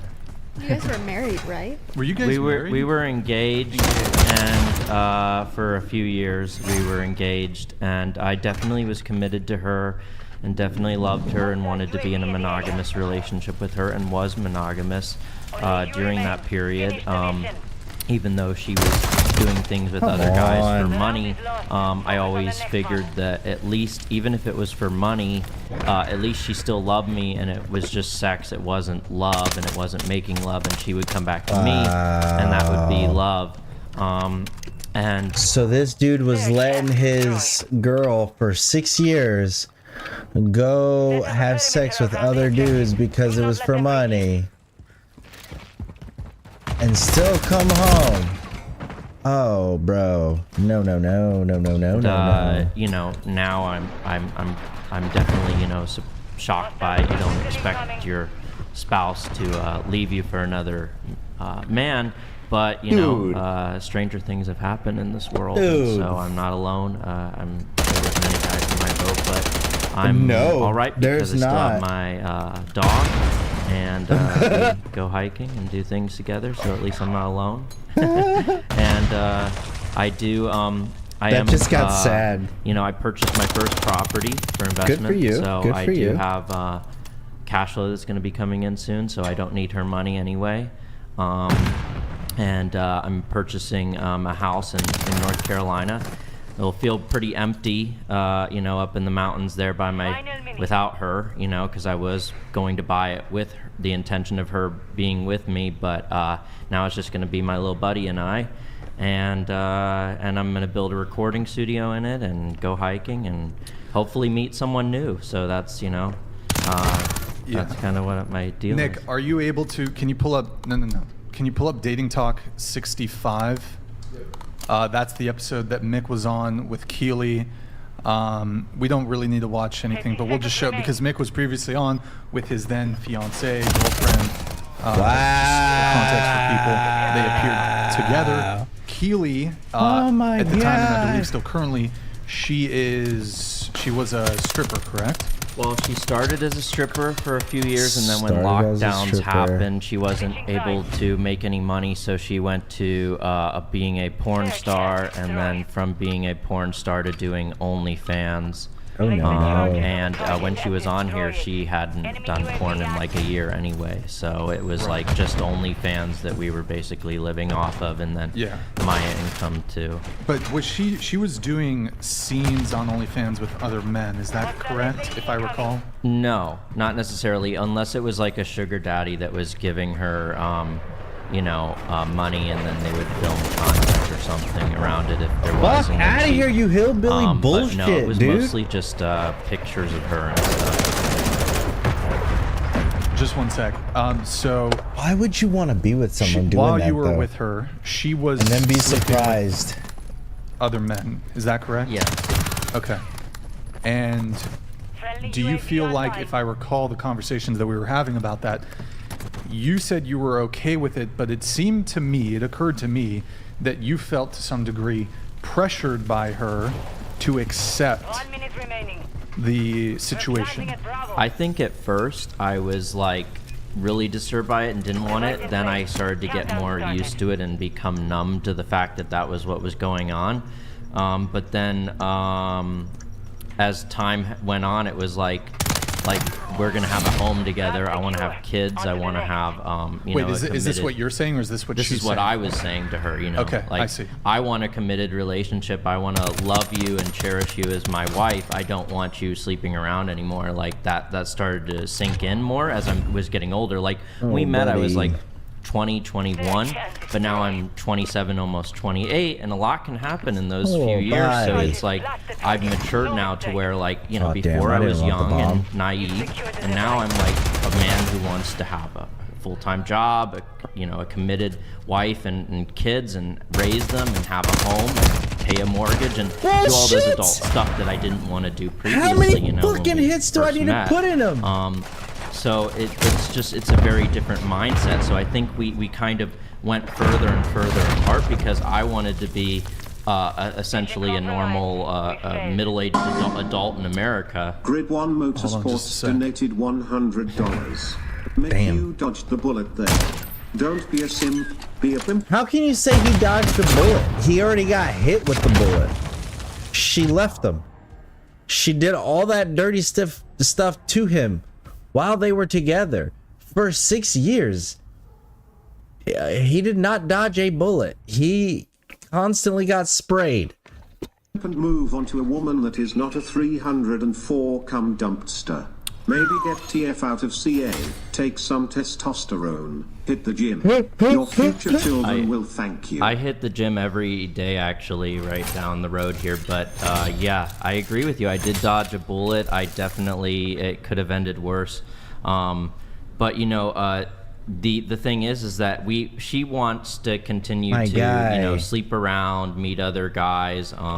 She wants to party and drink and smoke, and I don't drink at all. I don't party at all. I don't smoke at all. I don't do any of that stuff. I love socializing. I love meeting new people, but I'm not into partying and all that stuff. And that's what she really wants to do. And I think she's almost become like an alcoholic because she can't handle. I've done a lot of research into psychology, and I believe she's a malignant narcissist. And her coping mechanism for her anxiety and for her narcissism is to sleep with men, smoke weed, you know, and drink alcohol to cope with that, because it's like almost like a mental disorder that she has to cope with to deal with all the stress and anxiety that comes with being a narcissist. And if you don't know what a malignant narcissist is, just Google it. But so that's just how recently did you guys officially split or break up? So she flew out about a week ago to Melbourne, Australia. So that was like officially the it's over kind of deal for me. But we were keeping in touch for the past few months, and she was lying to me about it. She was kind of manipulating me and like telling me that she still loved me and she still wanted to be with me, because I think she couldn't deal with the with me leaving her and being apart from her. So that was a very big stress for her. But I think but basically, like, I went out and saw, we were spending time together and everything, and she would like completely ignore me and start talking to this other guy, and I'm like thinking something's up. And then she started acting like I'm just not even there, like spending 99% of the time with this other person. Like, she's like, no, I'm here. But you know when someone's there in the room with you but not present and not looking you in the eyes and talking to you? That's essentially what was happening for like a month. And she was falling asleep in another bed away from me, and video chatting with this other guy. And I'm thinking, this is just wrong. Do you love me anymore? She's like, you don't have to get upset about it. And she's kind of gaslighting me too, being like, well, you can sort of be with, you can still be with me and I can be with him and we can be in an open relationship. And I'm like, I don't want an open relationship. I want you. And you're trying to be with this other guy, and I don't understand why you think this is okay. So, and how long has this been going on? For the past month. But you said just a week ago. She finally left. When's the last time you saw her? About a month ago now. Oh, a month ago. So you guys had kind of been split. Wow. But she flew to Australia. And I had a lot of her things. I had to give her some of her stuff and everything. She basically was living in, away from me. So it was like, I, was giving her back some of her things, and she, and I was still like, I was taking her out to eat and talking and asking how she was doing. Why'd you take her out to eat? But she just started treating me so shitty for no reason. Like I'm just like, it's like I'm not even being mean. It wasn't like I was abusive or a drug addict or something. I was just literally like, can we talk and have just normal discussion? But she couldn't even talk. Her attention span right now is like a goldfish. Last time you guys saw her, she's a completely different person. Let's actually just really quick pull up the episode for context. Here, get rid of the super chat though. Move it to a different timestamp. So we can see, not me. Like, so Mick, yep. Okay, so there's you, Mick. When was that? That was like 6 months ago or something. There's Keely with the red hair.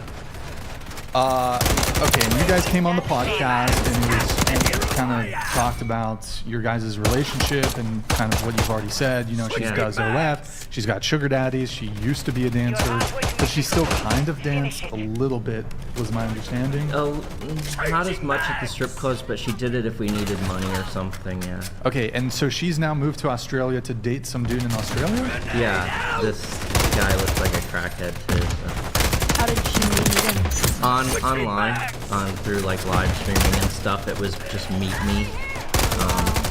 So it wasn't, you know, it was just, but she did live streaming when I met her. That was how we met, was on live stream. But she just was doing live streaming again for like fun. And then she totally, I think in her mind, you know, she was using me to get out of Vegas because she didn't want to be there, and almost like I'm this person and I'm comfortable because we've been together for so many years now, and it was like this comfort, but she didn't really care or love that, me. and she can get away with whatever she wanted to do. I cared and loved her. And so what I think happened is we basically... Hold on. Modest Hikima donated $100. Wow. Brian, please keep calling for solidarity of men against paying for low quality content like that. Mix sounds like you're living it up. Lucky no marriage, no alimony, keep your assets. I got off easy too of a similar situation. #blessed. Yeah, I definitely, I mean, you guys Thank you for the definitely chat, in the man. chat tried to warn me, and I definitely had some hesitation on. We tried. Yes. So, but you know, yeah, I definitely I got lucky because I never actually got, you know, married or and I got to keep all my assets and everything, What the fuck, and you know, dude? didn't like have to pay child support or any of that stuff, you know. Yeah. So I am lucky in that situation. Have you had a rebound yet? Are you ready? Do you think you're ready for a rebound? He needs to. I went on one date a bit ago, like a few weeks ago, with a girl, but she kind of ghosted me since our date, so I don't know, but that's it. So no, but I would be happy to, if any girls out there want to message me, I'd be happy to respond. Would you date another OnlyFans girl? I would consider it if she's really great, but I'd be traumatized. But after that. I think it would probably be best if like I just hooked up with an OnlyFans girl and not tried to get in a committed, you know, loving relationship with an OnlyFans girl. However, if she's really nice and she's still committed to me, I would be okay if she had an OnlyFans. However, I probably should be looking for something else, you know. With your past experience, would you recommend to other men that they don't date girls that do OnlyFans? I would suggest you date someone who makes you happy and who's going to love you for who you are, and probably don't date a narcissist unless you are a narcissist yourself. Do you think because of the self-centered Makes nature of absolutely a no narcissist sense. is just they're not going to truly love you, and only narcissists can love other narcissists. I feel like. Was there a narcissistic red flag? There's a lot. Every single behavioral trait, if you just read down what a malignant narcissist is, Keely fits the description for every single one. And I still love and care about her. Like I'm not hateful in my heart for her at all, but she does have issues with it. A lot of it stems from insecurity about herself. So there's insecurity. The narcissism is needing constant attention, not feeling that you're self-worth, so constantly trying to act out to feel that you deserve that self-worth. You know, doing things like partying and stuff so that you get more attention. Trying to sleep around with a lot of other guys. That's traits that a lot of female narcissists will have. Actually, it's almost like her behavior was almost like masculine behavior. Like it's usually women that want to be more committed and, you know, and have a family and all that, you know. You had something. Go ahead. Yeah, so a couple things. I don't think we should throw the term narcissist around because that gets thrown out a lot towards men and sometimes women in relationships, and typically they're not narcissistic. They're just shitty people. She sounds like she was just a shitty person. But also, well, like, you're not privy to the details. The Yeah. full No, details I'm of not his saying relationship. I would say privy, her but- psychology, like if I were to talk to a psychologist, they would say she exhibits all the traits of a malignant narcissist. But from your like viewpoint, She sounds terrible, so I'm not trying to justify her at all. What does it matter if she's a narcissist or not? But what's the point you're trying to make? It's just weird. Everybody she throws had around many narcissism. No, We hold on. had- Stop. Hold on. Go ahead. So, like, mental illness, everybody throws around mental illness with everyone constantly. This person's bipolar, this person's this. People are just Is shitty. this like just a No, moment it's- for you to virtue signal about I'm not this? trying to virtue signal. It's just weird when people constantly throw out mental illnesses. But do you think nobody's capable of being a narcissist? What no, if she there's actually definitely is? narcissist. She could definitely be narcissist. So what is your quarrel with him calling her a narcissist? Scratch that then. No, I mean, defend your position, but I'm equating it to her. Narcissism is a coping mechanism for people that have had rough childhoods, like 90-something% of the time. That's what it is. So she had a rough childhood. Her mom died young and stuff. She had all these things and issues and insecurities. In her mind, when she's developing as a child, that's where it created the narcissistic personality. So everybody has different personalities. Narcissism creates a certain personality path that someone lives by. Hold on. Grid One Motorsports donated $100. Mick, dude, just know don't do it. Red is over there sizing up your wallet. Just know you just got your balls back, learn from the experience and move on. Say no to OF 304s. Find a nice church. Live a purposeful life. I don't have enough money, but thank you, man. Can I ask What you was your another second question? thing? What was your go ahead. I was just wondering, how did the beginning of the relationship start out? And like, did you notice like certain changes before it ended, or was it were you kind of blindsided? When I met her, she was this sweet, shy girl that worked at Subway that used to bring the subs out for the homeless and stuff when I met her. She was a completely different, sweet girl, and she was just very insecure and shy. But when I let her, and that probably is a regret for me now, but when I let her go to do from working at a grocery store to stripping, that's when she very much changed. It helped her with some confidence, but it made her bring out even more of those narcissistic tendencies. You gonna tell me you didn't know what was in there? That sounds wild. Like,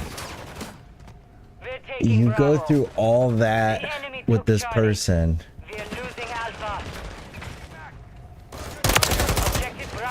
Adversary eliminated.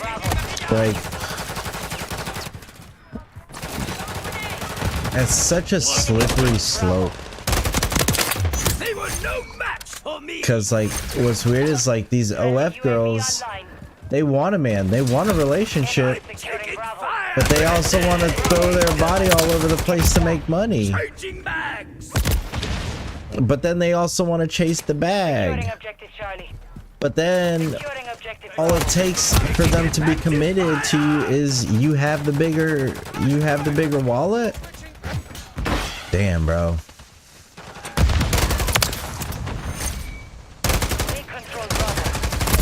Money really is the root of all evil, bro. I swear it.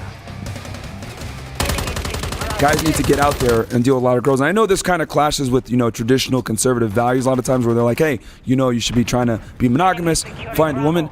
Even though I think that is a great template maybe 50 years ago, in today's day and age with the way how women are and how promiscuous they are and how a lot of women about this a lot, but it is an issue. I think, look, I've talked about this before. Yesterday, for example, when everyone was talking about McCarthy, and then we had Haya of Libs of TikTok on, and we realized that Twitter had demonetized words, and there was some censorship going on. That's the kind of thing that I find most important, because speakers come and go, as you see, 2023 to also 2023. McCarthy.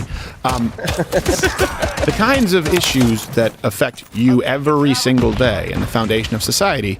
Right, politics is downstream. I've heard downstream or upstream. It's upstream from culture, and the most important component of our culture is strong relationships and strong families, and that has been kind of circling the drain for a while now.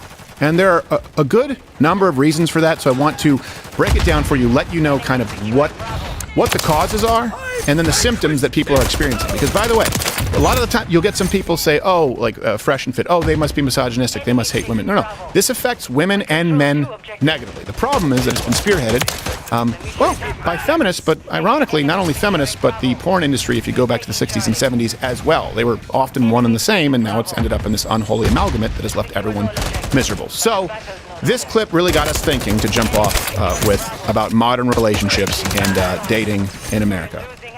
She's a 10 out of 10, but she has a higher body count than vibes. I knew you were going to say that. That just shows that you're secure, because any insecure guy would be like, I can't do it. It has nothing to do with you. So how are you going to judge a person based off a past relationship partner? Tell that to a judge. Hey, he skinned 9 people alive and ate them. I wasn't there. It wasn't my fault. She's pretty hot. Didn't see nothing. So let me give you a few stats here to undergird this. All the references are available, and then we'll open the floor to discussion. So modern dating in America. Okay, let's go through young men first, okay? In 2023, 63% of men under 30 are single, okay? 34% of women under 30 are single. Now, if you compare that to 1980, that was 24% of men were single, 41% of women were single. So that number has switched. First off, it's gotten higher in both categories, but it's also switched here where you saw there were more women who were single back in the 80s than today. Now, today, only 50% of men are even actively seeking a relationship. Right? Women find 80% of men below average. In other words, there are more men now who are single than women. That's a huge switch. There are more people overall who are single. Half of men say, I have no desire to change from being single. And then 80% of women are saying, well, most men aren't worth me ending my life of singlehood. That means that before we get to marriage, you're not going to have meaningful relationships. And people are having fewer meaningful relationships than ever before. So let's start this off with the causes, okay, where this started. And I don't, we don't have this. Okay, so let's go back then. Okay, no-fault divorce is number one. That's one of the causes here. A lot of people don't know about no-fault divorce, how it changed. A lot of people don't know where it came from. So Hugh Hefner and Dr. Kinsey, the guy who said that everyone should be able to have sex with everybody, his Playboy Foundation, they were the first to actually underwrite legislation on no-fault divorce. Okay, and they were supported by a lot of feminists. Now, the reason for this, just to be clear, is before no-fault divorce, there was a fault. It was either cheating, abuse, or abandonment, meaning that if someone cheated or if someone physically abused someone, they had to pay, right? It's not as though there were no consequences, and if there wasn't cheating or abuse, then it constituted abandonment. All were considered a breaking of the contract. That then switched in '69 in California. The first no-fault state, actually Ronald Reagan, he said it was one of the biggest mistakes that he's ever made, no-fault divorce, where it just said you can leave and break the contract for any reason, and there's no one at fault. So just to be clear, before that, it didn't mean that you could just cheat at will as a man or a woman, but let's be honest, they were more concerned about men, and leave scot-free. No, if you cheated, you broke that contract. Now, we need to be clear about this, too. The reason that Hugh Hefner and people on the extreme left, the pornography industry, were pro no-fault divorce is because they actually wanted men to live consequence-free and be able to cheat and not have to pay out half. And then it morphed into, you know what, the primary earner pays out half. So number one is no-fault divorce. Number two is feminism, okay? 1970s, there were 3 feminist books that were written by 3 prominent feminists, but there were 3 books that really kind of just ruled the bestseller list. One was Kate Millett's Sexual Politics, one was Germaine Greer's The Female Eunuch, and then the other one was Firestone's The Dialectic of Sex. Now, these books railed against the nuclear family, and they told young women that, hey, you'll be free if you are more sexually predatorial. We now have birth control. Isn't it great? Go forth and know being a whore better, man. So that's what happened. Women thought that it was going to be their liberation, and now you see plenty of videos like this on TikTok or on Instagram where these self-professed liberal women, they have this cognitive dissonance and they don't know how to figure it out. This clip is sad but hilarious. Do you want to know one of the saddest realizations I recently had? You guys know this one. Was that as a liberal woman, it is really hard to find a man who is willing to play the more traditional masculine role in the relationship in today's day and age, who is not a conservative. A man who wants to pay on the first date, who wants to open your door, who has that want and desire to take care of you and to provide, who is not a conservative.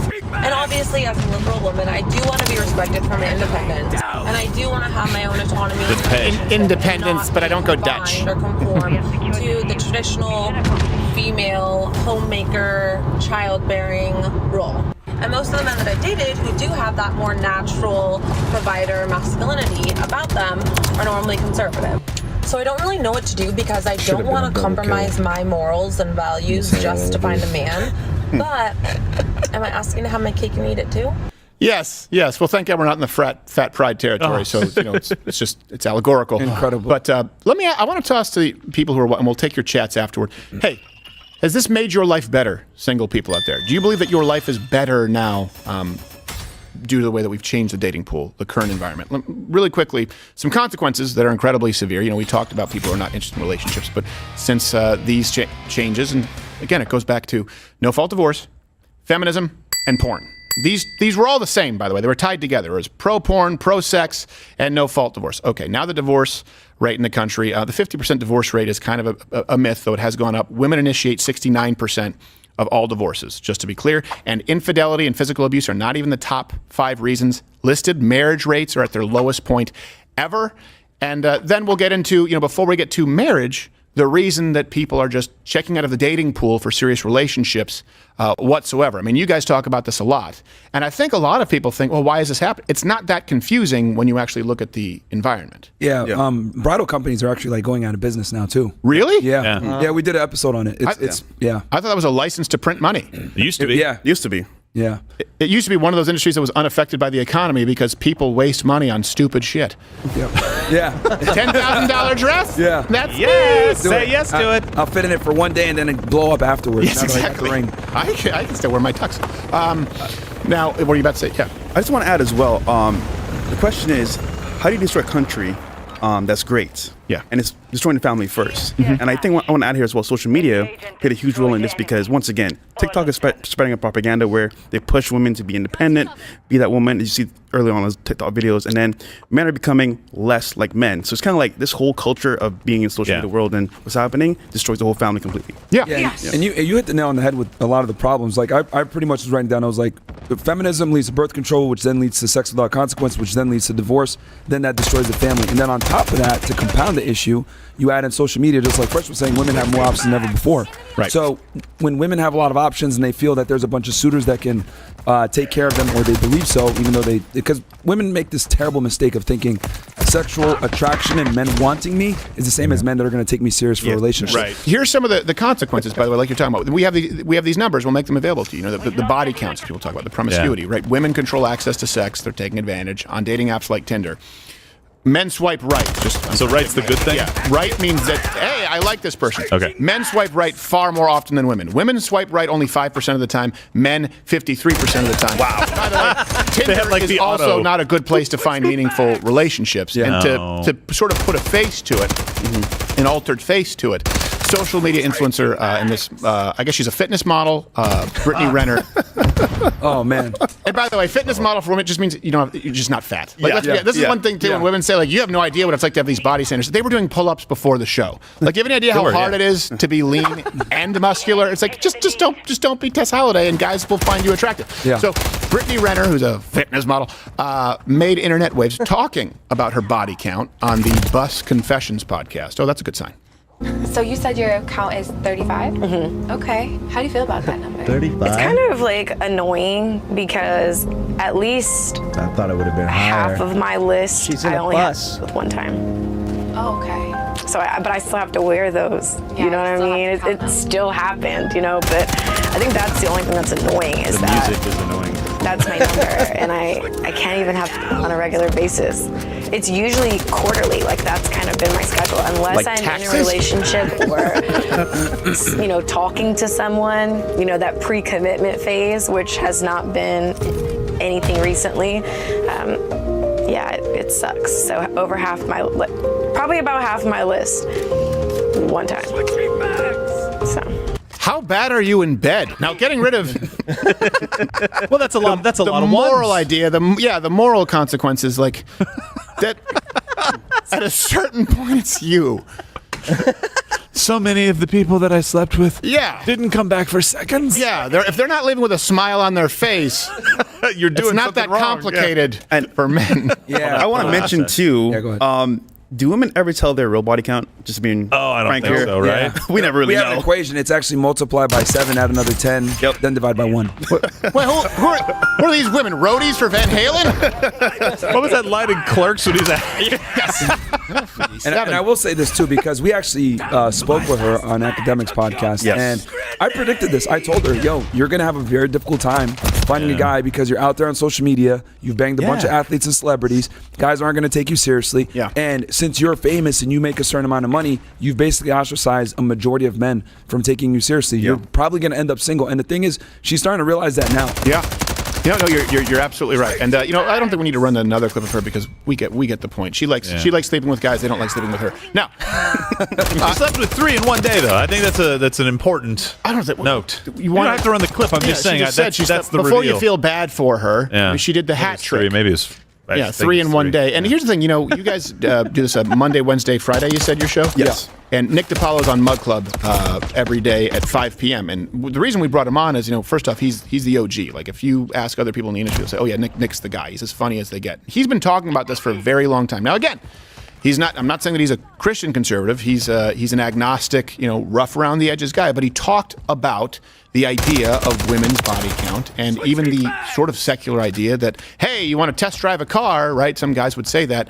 This is from 20-something years ago, at least, Nick DiPaolo discussing this issue. You could be the biggest whore for the first 30 years of your life, the NBA West, East, and South. Still have the pussy of a Girl Scout when you're 76. They tighten the vagina. And you're deceiving men when you're doing that. It's like rolling back the odometer on a used car.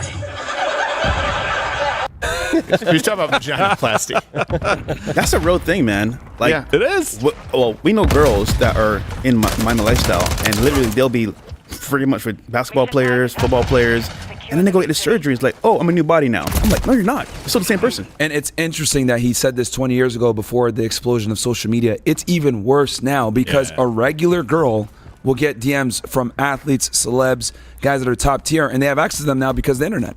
So in Instagram. Yeah. No, and the thing is, like, people will say, oh, you're being anti. No, look, being anti-women's liberation, meaning having sex with as many people as you want, it's not anti-woman. Ask how, go take a sampling, right? Poll 60-something-year-old women and ask them if they say, hey, I wish I slept with more guys one time in my life. That's my biggest regret. No, almost always these people say, when they're older, they say, I wish I would have spent more time with my family. They don't tell you I wish I had more money. They say, you don't get more time. I wish I had more time. That's what they invariably say. When they say time, they mean time with people that matter. And think about this. You're wasting so much time in your life with things that don't matter, people that don't matter. And the problem, right, it's a double-edged sword, is you may never be able to find that relationship that matters because people are checking out. They're all terrified. Men are saying, well, I don't want to get married because 70%, if they're college degrees, 80% of divorces are filed by women just because, and it's no fault. And I don't want to marry a woman who's trained herself her whole life to learn how to break up with men. And then women are saying, hey, I don't want to marry these men children, sorry, it's hard when you combine the two, who are going through second adolescence in their 30s. And this is, look, you want to destroy a society from within? It's tell people that evil is good. Yes. And when I say evil, I mean learning to, I had a pastor one time give me this analogy. It's like sticky tape, where he said every time you rip off the tape, it gets less and less sticky. Right? This is an analogy I used to use in youth group. And it's true. The more partners you have, you get really good at breaking up with people. You get really good at learning to end relationships. That's not great for yourself long term if you want to be in a permanent relationship. Well, you also get really good at learning how to get somebody in bed. That's not the goal of a relationship. Right? If you want to learn how to get a guy in bed, it's pretty simple, right? The girls don't have to do a lot of training on that. Just say yes. Yeah, exactly. Guys, that's not what you want for a relationship. Like, that's not the skill that it takes to be in a relationship. And really, we talked about this on other shows. Like, we do need to bring some shame back. Like, I'm shaming the guys that are doing this too, and shaming the women. Like, this is, I'm doing it for your own good. You need to be ashamed of doing these things. She was. You could see it in her face. Like, when she was saying this, like, I still have to wear that. And I'm like, yeah, we are you at 40 telling you now not to make those mistakes, because at 40, you're going to regret it. Yeah. And you can't make your mic's coming in a little hot. I don't know if it's just me, but yes, you're both. You made a good point. And in the Bible, it talks about end times, where good will be evil will be good. Yeah. And it's crazy because we're telling women to become better for themselves and their family, but they don't care what men actually want. It's what they want. So it just sucks. And I saw, behold, a pale whore. Chlamydia followed with it. Yes. Oh my goodness. No, I was going to say that it's since women are more promiscuous now than before, one thing that I say that people have, it's kind of controversial. I say, before you even think about taking women seriously nowadays, you need to have sex with at least 50 girls. And people are like, whoa, what are you talking about? And the reason why I say that is because if you get into a relationship dealing with a lot of modern women where they're racking up 10 bodies, 20 bodies in a semester in college, because more women attend college nowadays, and there's, I call it the deregulated sexual marketplace. Women basically are able to hook up with whoever they want, and if you leave women to their own devices, what do? They typically pick the best guys, and they're smashing a lot of these guys, and it's easy for them. So as a man, you don't want to get into a relationship with a girl that has been ran through, and you're not able to see it. I call it like basically getting in the ring with someone who's a black belt and you're a white belt, because you're not necessarily experienced enough to be able to how do I say this? Combat and or identify certain characteristics that would disqualify her from a serious long-term relationship. And guys have to learn this skill now. It used to be, back. But they won't learn the skill through sleeping with a bunch of women, though. You need to learn the skill through screening for values and actually like finding someone. And I get that there's a lot of dishonesty, right? And there's a lot of deception. But you're not. I don't know if a guy's necessarily going to learn like I slept with 50 women, therefore I know that you banged 14. It's not a hard 50. It's not a hard 50. It could be like 35, 40, whatever it may be. But what I am saying is that guys need to get out there and deal with a lot of girls. And I know this kind of clashes with traditional conservative values a lot of times, where they're like, hey, you should be trying to be monogamous, find a woman. Even though I think that is a great template maybe 50 years ago, in today's day and age, with the way how women are and how promiscuous they are, and how a lot of women sell men a dream, or they sell purity, men deal success, women deal purity, I think you need to be able to identify women that are promiscuous, and a way to do that is by sleeping with them. And I'll say this, the reason why it's sleeping with them versus just courting them and dating them is because that's a woman's main commodity. Like, once you sleep with her, you've pretty much conquered that woman, not to sound crazy, but you're able to identify the games. Yeah. Well, no, but then it could also become, this is where we would disagree, but I think it becomes a vicious cycle, because then not wanting women to have a high body count, and you have a body count of 50, right? It makes it, that's kind of what feminism was predicated on. They go, well, men are doing this, so we shouldn't. The truth is, it's not good for anyone, but I understand what you're trying to say. This is the reality of the world we live in. Hopefully there is a split the difference. You were in law enforcement, right? Yeah. You were in law enforcement. Yeah. Do you ever get trained on how to spot a fake ID? It may not have been part of what you were doing, right? But no, like fraudulent documents, yeah. Yeah, so anybody that's trained on how to spot a fake ID studies the original. You don't study the fakes, because that can change. You study the original so that you can understand and see when something is off. So I would disagree with you wholeheartedly on this, saying, look, if you want to find a pure woman, study what that is. Go and find what that is so that you know what to look for, not necessarily what not to look for, because I think you're going to be fooled. Like you said, women now will sell purity. I never really put it into those words, but that makes sense, right? That makes sense. Like, I haven't been somebody who's going out and sleeping around. You need to be able to identify the lie, not because you've been down in the mud with them, but because you have stayed out of it. Here's the problem, though. We saw earlier a clip of the woman talking about her experiences, right? Yeah. With a guy. Did he have sex with her? No. So off rip, she came in selling purity, selling like, oh, I'm a good girl. But from experience, if you knew who she was as a person, you'd be like, hold on a second here. You're coming to Miami. I got to pay for stuff. I got to take on experiences. That should have been the first sign. But again, most guys don't know, because they don't have the experience. So you need the experience on some level. Yeah. And again, like I said, is this the best way to deal with things? No. But I'm a big proponent on guys, fighting fire with fire and dealing with women in 2023 the same way they deal with us. Women, I hate to say this, in the dating game nowadays, they treat men as expendable commodities. That's why they're able to do the things that they do and just move on, etc.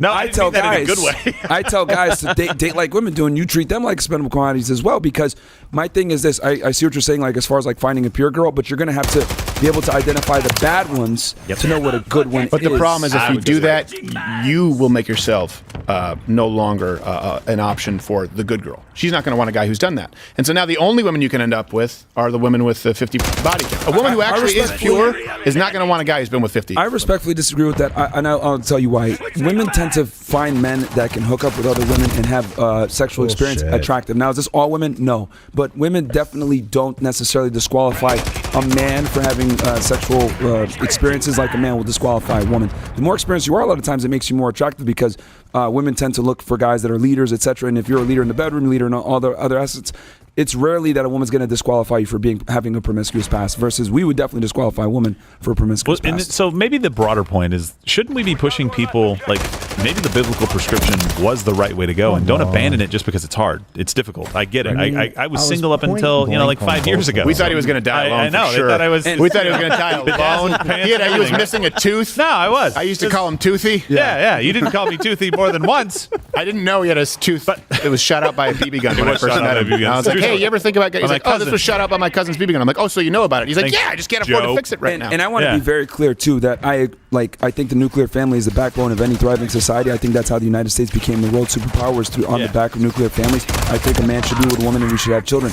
But unfortunately, with the way things are now, where we have this deregulated sexual marketplace where women control everything, I want to put men in a position where they're able to properly ascertain that woman's value to give her that commitment, because guys take on such a huge risk. Don't sleep with her. And I agree with you that they are. The minute my wife, who's now my wife, at the time the girl that I was dating, we talked about sex early and said, hey, I'm waiting, that immediately turns people on or off. It turns people off that are like, hey, I'm just interested in sex, and it turns somebody on, not in a sex way, but it turns like, ooh, okay, so this guy has some morals. This guy has a little bit of what I'm looking for. There's some character there. There's something more than just, hey, I'm trying to get in your pants there. I agree with you. Like, I think the problem that we're facing is that society, you're correct, is crazy. Right? I don't think you play into their hand, though. I think you have to go a completely different direction. Well, there's also another. My primary issue is once we get past the entry point. Right. Here's the problem to you and your wife, and I know that. And by the way, you were both very straightforward about your quote-unquote body. I did want to have sex with her before. Yeah, of course you did. Yeah. Of course you did. You're a man. I mean, it was like it was for a while. It was like we had to move the furniture like a Great Dane's tail. No, come on. But it's difficult. Here's the problem, though. The reality is, at this point in time, not that she ever would, but now that you're married, and the church has failed men in a lot of ways here, where that woman's talking about, hey, I expect this. Okay, how about a prenup? Your wife, if she wanted to, if she were that person, could leave you tomorrow and take all your stuff, even though you both waited. And that's a separate problem. So there's so many barriers to entry now for young men where they're going, hold on a second, first off, body count. And then let's assume that we all find common ground and you each find a person who is actually loyal, a person who actually does value their body and values their partner. There still is a contract right now that doesn't make sense. And men are saying, even if all of that happens, I would rather, and here's another report, 1/3 of men between ages 18 and 24, no sexual activity at all in the previous year. A lot of them aren't even interested in it at all. That's why you have Western men becoming what they call passport bros. And this is according to Urban Dictionary, where they say men who have chosen to seek out foreign women, typically from other countries, for relationships. Why? Because there's a different standard. There's a different view of marriage. There's an actual view, a contractual view of marriage. They believe, according to this source, that Western women have been influenced by cultural and societal pressures to behave in a certain way, and that by seeking out foreign women, they can find authentic, fulfilling, and more harmonious relationships. They'll often go to Southeast Asia or South America, and just because this conversation can always get intense, here's, try and guess why it's a pleasant clip. We were both vibing in Spanglish until she spoke too fast. Se llaman empanadas de iglesia porque son empanadas más pequeñas. Women here are very feminine. Small shit. And right now there are Western women watching this turn to the husband, is that what you want? Is that? Yes. Quiero que tú me veas bien, es por todo. Ropa, verme bien. Sí. También. Only wait for 2 years. 2 years. Did you already apply? You need a 90-day fiance, someone to marry you. Yes. We noticed directly behind us was a church. I don't know what you guys would have done in this situation, but I'll tell you what I did. Part 2's coming. Make sure you follow me. I got good shit. Well, I can guess. Now, here's the thing. Women right now are thinking, is that what you want? Do you think? Yes. Oh, you mean someone who is pretty, who seems happy to be there, who's nice, who's happy to be in a relationship, and if he is the primary earner, she's glad to support him? Yep, look, here's the thing. Men have not changed what they want in women. Women have changed what they expect from men. Yeah. Now, this is not good for women. What women used to want was someone who could protect and provide for them. I mean, let me give you an example here. Winston Churchill, and you can, Gary from Russia, we're going to have him in later. We have an intervention with him because he keeps picking the wrong women. Yeah, we're going to try to help. So a lot of women, right, they want men who can provide and protect. Okay, that's important. Now, also, you need to be tender, right, to your wife. You need to love your, of course, all those things. Winston Churchill is a good example. A lot of people want their wartime leaders, and then when it's not wartime, they want to put them back on the shelf. They say, okay, we want to do it. So Winston Churchill, right, we had Chamberlain, or the Nazis, they were moving forward there on the Western Front. And they said, hey, we need someone, we need a hard ass. We need Winston Churchill, right? Brought him in, almost single-handedly kind of put a pause on the Nazi rise, which allowed America to get in and save the rest of the world. You're welcome. Sorry we were a little late. But did you guys know Churchill was ousted 2 years later? Did you know that? Not surprised. 2 years later. Why? Because he didn't support socialized healthcare. So they said, we need someone to come in and protect us. And then afterwards, he was saying, socialize, you'll become a bunch of lazy socialist pussies. And they were like, okay, now we don't want you anymore because we don't need you. It's not wartime, it's peace. So now we want all the free stuff. And he said, but there could be wartime. It could come again. Doesn't matter. They got rid of them. You see that a lot in relationships where they want someone who's going to go out and protect and provide. Okay, but also is sensitive. Also does all of these new things that men weren't required to do. Now, I'm not saying that men should just come home, put their feet up, and not contribute at all. But men still want the same thing. I'm telling you this, women.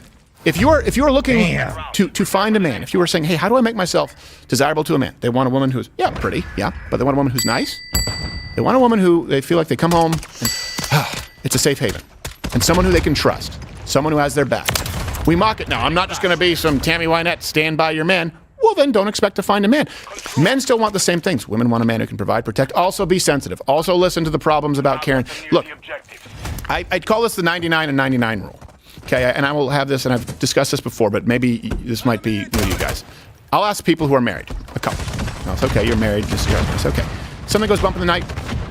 Is he expected to go down and take care of it? And the woman invariably says yes. And if you're at home right now, answer these questions. Does he go down? Or do you go down and say, hey, hubby, lock the door? No, he is. Okay. Does he work? Does he provide for you? I'm not asking if he's rich. Does he work? Does he provide for you? Okay. I've now crossed the threshold, but I'm going to ask you one more question. Does he ever do anything nice for you, like flowers or anything sensitive? Okay. Congratulations. You are now with a man who's doing more than 99% of men ever since the beginning of time. Especially if he listens to you discuss problems that have no effect on him. No one. In the nomadic days, or if you go back to any ancient civilization, was that expected of men? Then you ask women, okay, so flip side. Do you cook every day? No, you're doing less than 99% of women since the beginning of time. Now, you may not want to cook, but guess what? He still wants that. He still wants a woman to be there to support him. And I understand you can both share responsibilities and you both work, but the expectations of men have changed so much, and the desires of men that they have in women have not changed. That's why you see things like we talked about passport bros, sex dolls. This is an ex-Google chief said that AI sex dolls will, quote, redesign love and relationships. The global market in 2020 was $411 million, and it's expected to grow by 56%. And by the way, there was a survey. 50% of sex doll users consider their doll as, quote, the ideal partner for me, and I feel emotionally attached to it, like this guy. This will be her anniversary present for our 10-year. I got these matching wedding bands. They say synthetic love lasts forever on them. Which one's the robot? Now, here's the thing. I'm not going to lie to you. I decided to test it out for research purposes. And in my case, I think I deserve my money back. Wait, test what? What? Oh.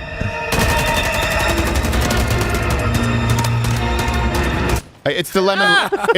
It's the lemon law. But you know what? It's the last time I take a tip on an electronics purchase from Gerald. Me? Yeah. You know, Bianca's a missionary. That's fucked up.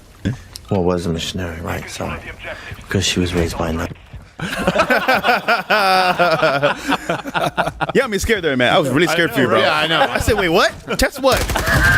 By the way, the scariest part is that some of those sex dolls, they're only IPX3. They're just slightly true. They're just slightly water resistant. Yeah, you don't want to read the reviews either. This is all really interesting because, like, we talked about some of the root causes of what's going on here, and now we're dealing with some of the adaptations that men are kind of in. The consequences. Yeah, of what they're doing. Whether it's passport bros, sex dolls.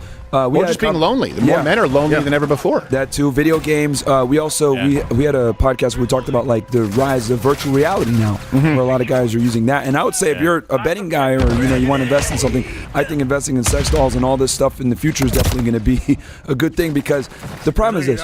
Well, maybe not a good thing, but you're saying you'll make money in it. Financially wise. Investing in it. Financially wise. I'm saying investing to make, because I predict that it's going to continue to grow as a market. Crypto and sex. That's not license with sex dolls to go and make deposits. Go ahead. Yeah, but I will say that what's basically happening, we showed this clip earlier, is that women have changed, but they still expect men to be traditional when the women don't necessarily provide traditional value back. They want a guy who's going to be a protector, a provider, do all these things that men historically have done, while simultaneously not bringing back what men required of women. They're whores. They don't necessarily want to cook. They don't want to clean. They don't want to obey you. They don't want to be submissive. They want to be able to behave however they want while simultaneously being a guy. And that's the equivalent to me being a fat, nacho, cheese-eating loser playing video games all the time saying, I deserve a bad bitch. It's ridiculous. But it's... Now, you're just to be clear, because you're black background. Bad bitch is a good thing. Yes. Yes. Sorry, yes. Yeah, but it's a I was thinking just, that's a bad fish. Yo, that is so cringe.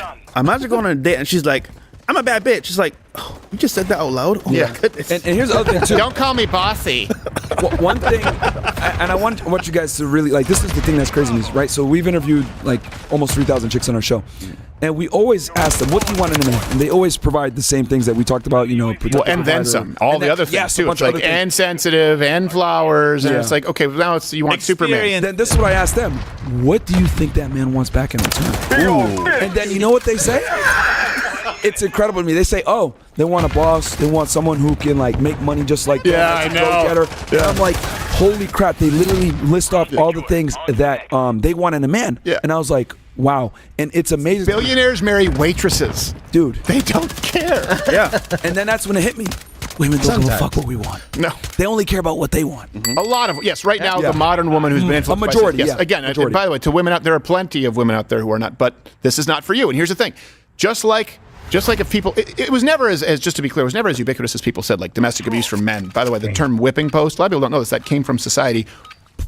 It was exclusively for men who beat their wives. You were tied to a whipping post, and you were embarrassed in the town square because domestic abuse has always been considered horrible, just to be clear. So what I'm saying is men needed to clear ranks. They needed to clean ranks at some point. And women, I get that this is not all, but there aren't enough of you speaking out. Because, by the way, men are more lonely than ever, but women are miserable, too. Studies show that women are unhappier than ever. 20% of women under the age of 40 are on antidepressant. Yes. Okay? This increases, by the way, the closer they get to menopause. And I don't necessarily know that we have the numbers after menopause. But again, when you ask 60-year-old women, if you ask 60, 70-year-old men, 80-year-old men, like, hey, what do you wish that you had done more? It ends up being the same. This is where men and women find common ground. Time with family. Time with family. You know what's crazy? You brought up medication, right? So there's a test that guys do nowadays. Well, actually, the players. They go to a girl's crib, look in the medicine cabinet, and they see any medication in there. Yeah. And that's a huge red flag. Because either they're in therapy and they need that, that's a red flag. Because guess what? In your relationship moving forward, that might be a problem. Right. So it's just tough. And it's interesting, as they become more and more liberated, they've had more anxiety, more depression, more sadness, more miserableness. It's crazy because, like, I've always said, like, feminism was a lie to women. They told them, go get a career, make this money, become successful, etc. But what they don't realize is a woman's sexual market value is absolutely perishable. You only have a finite amount of time to get the guy that you want, and the older you get, the more money you make, the more you dwindle that pool of men, and you're becoming less attractive to those very men that you want. Yeah. No, I think you're absolutely right. Well, no, and so we had that clip earlier about that girl saying, I want all these conservative values. Yeah. Liberal, right? Yeah. So that was that whole thing. Like, I want, do you see, like, what you're saying there? You want all of these things that maybe in your late teens, early 20s didn't really care about those things. You're like, ooh, that's gross. I'm going to be an independent woman and I'm going to go get these things. And then you're like, well, wait a minute. I kind of do want those things. But here's the thing. I don't want to change anything about what I'm doing. I want to just be crazy liberal, but I want all these conservative values. That is the misalignment. Like, you cannot have both because these things live within kind of the conservative ideal. Outside of it, you get to all the beta males you want, but apparently that's not satisfying you right now. And women are miserable because, like, I have never seen more positive change in people's lives, in couples that I've known, than when they had children, both in men and women. But it gives this fulfillment, this value of, like, purpose in life. And it's not the only one. My wife is an amazing, phenomenally gifted person who's going to go back to work at some point so that our kids can see mom is a badass as well, right? Mm-hmm. But she has chosen to do what she's doing at home because it is that important and that fulfilling. And people that skate on that and people that get too old for that because they've chased down every lie that's out there end up missing out. And not only on that, and this is going to sound old, but once you start having kids and you enjoy that process and then you see the joy that it brings your parents, you experience this, right? The joy that it brings them, I don't know that I'll get that. Honestly, I've had about enough of that. I definitely don't want to play free for all, so that's a good time for me to back out now. Yeah, I think I'm done for the day. I'm a little tired. These these red pill discussions, man, they are something else. Because sometimes it's like, okay, we're kind of making some sense here for a second, and then crash and burn. So I don't know, man. Like sometimes they take their arguments too far, and then they also can get a little disrespectful. So it's like we gotta be careful. We gotta be careful, in my opinion. Otherwise, we're just opening the door for further disrespect and issues amongst everyone. Is it equip a mag holster? Gain effects of mission. What? Mission comlink?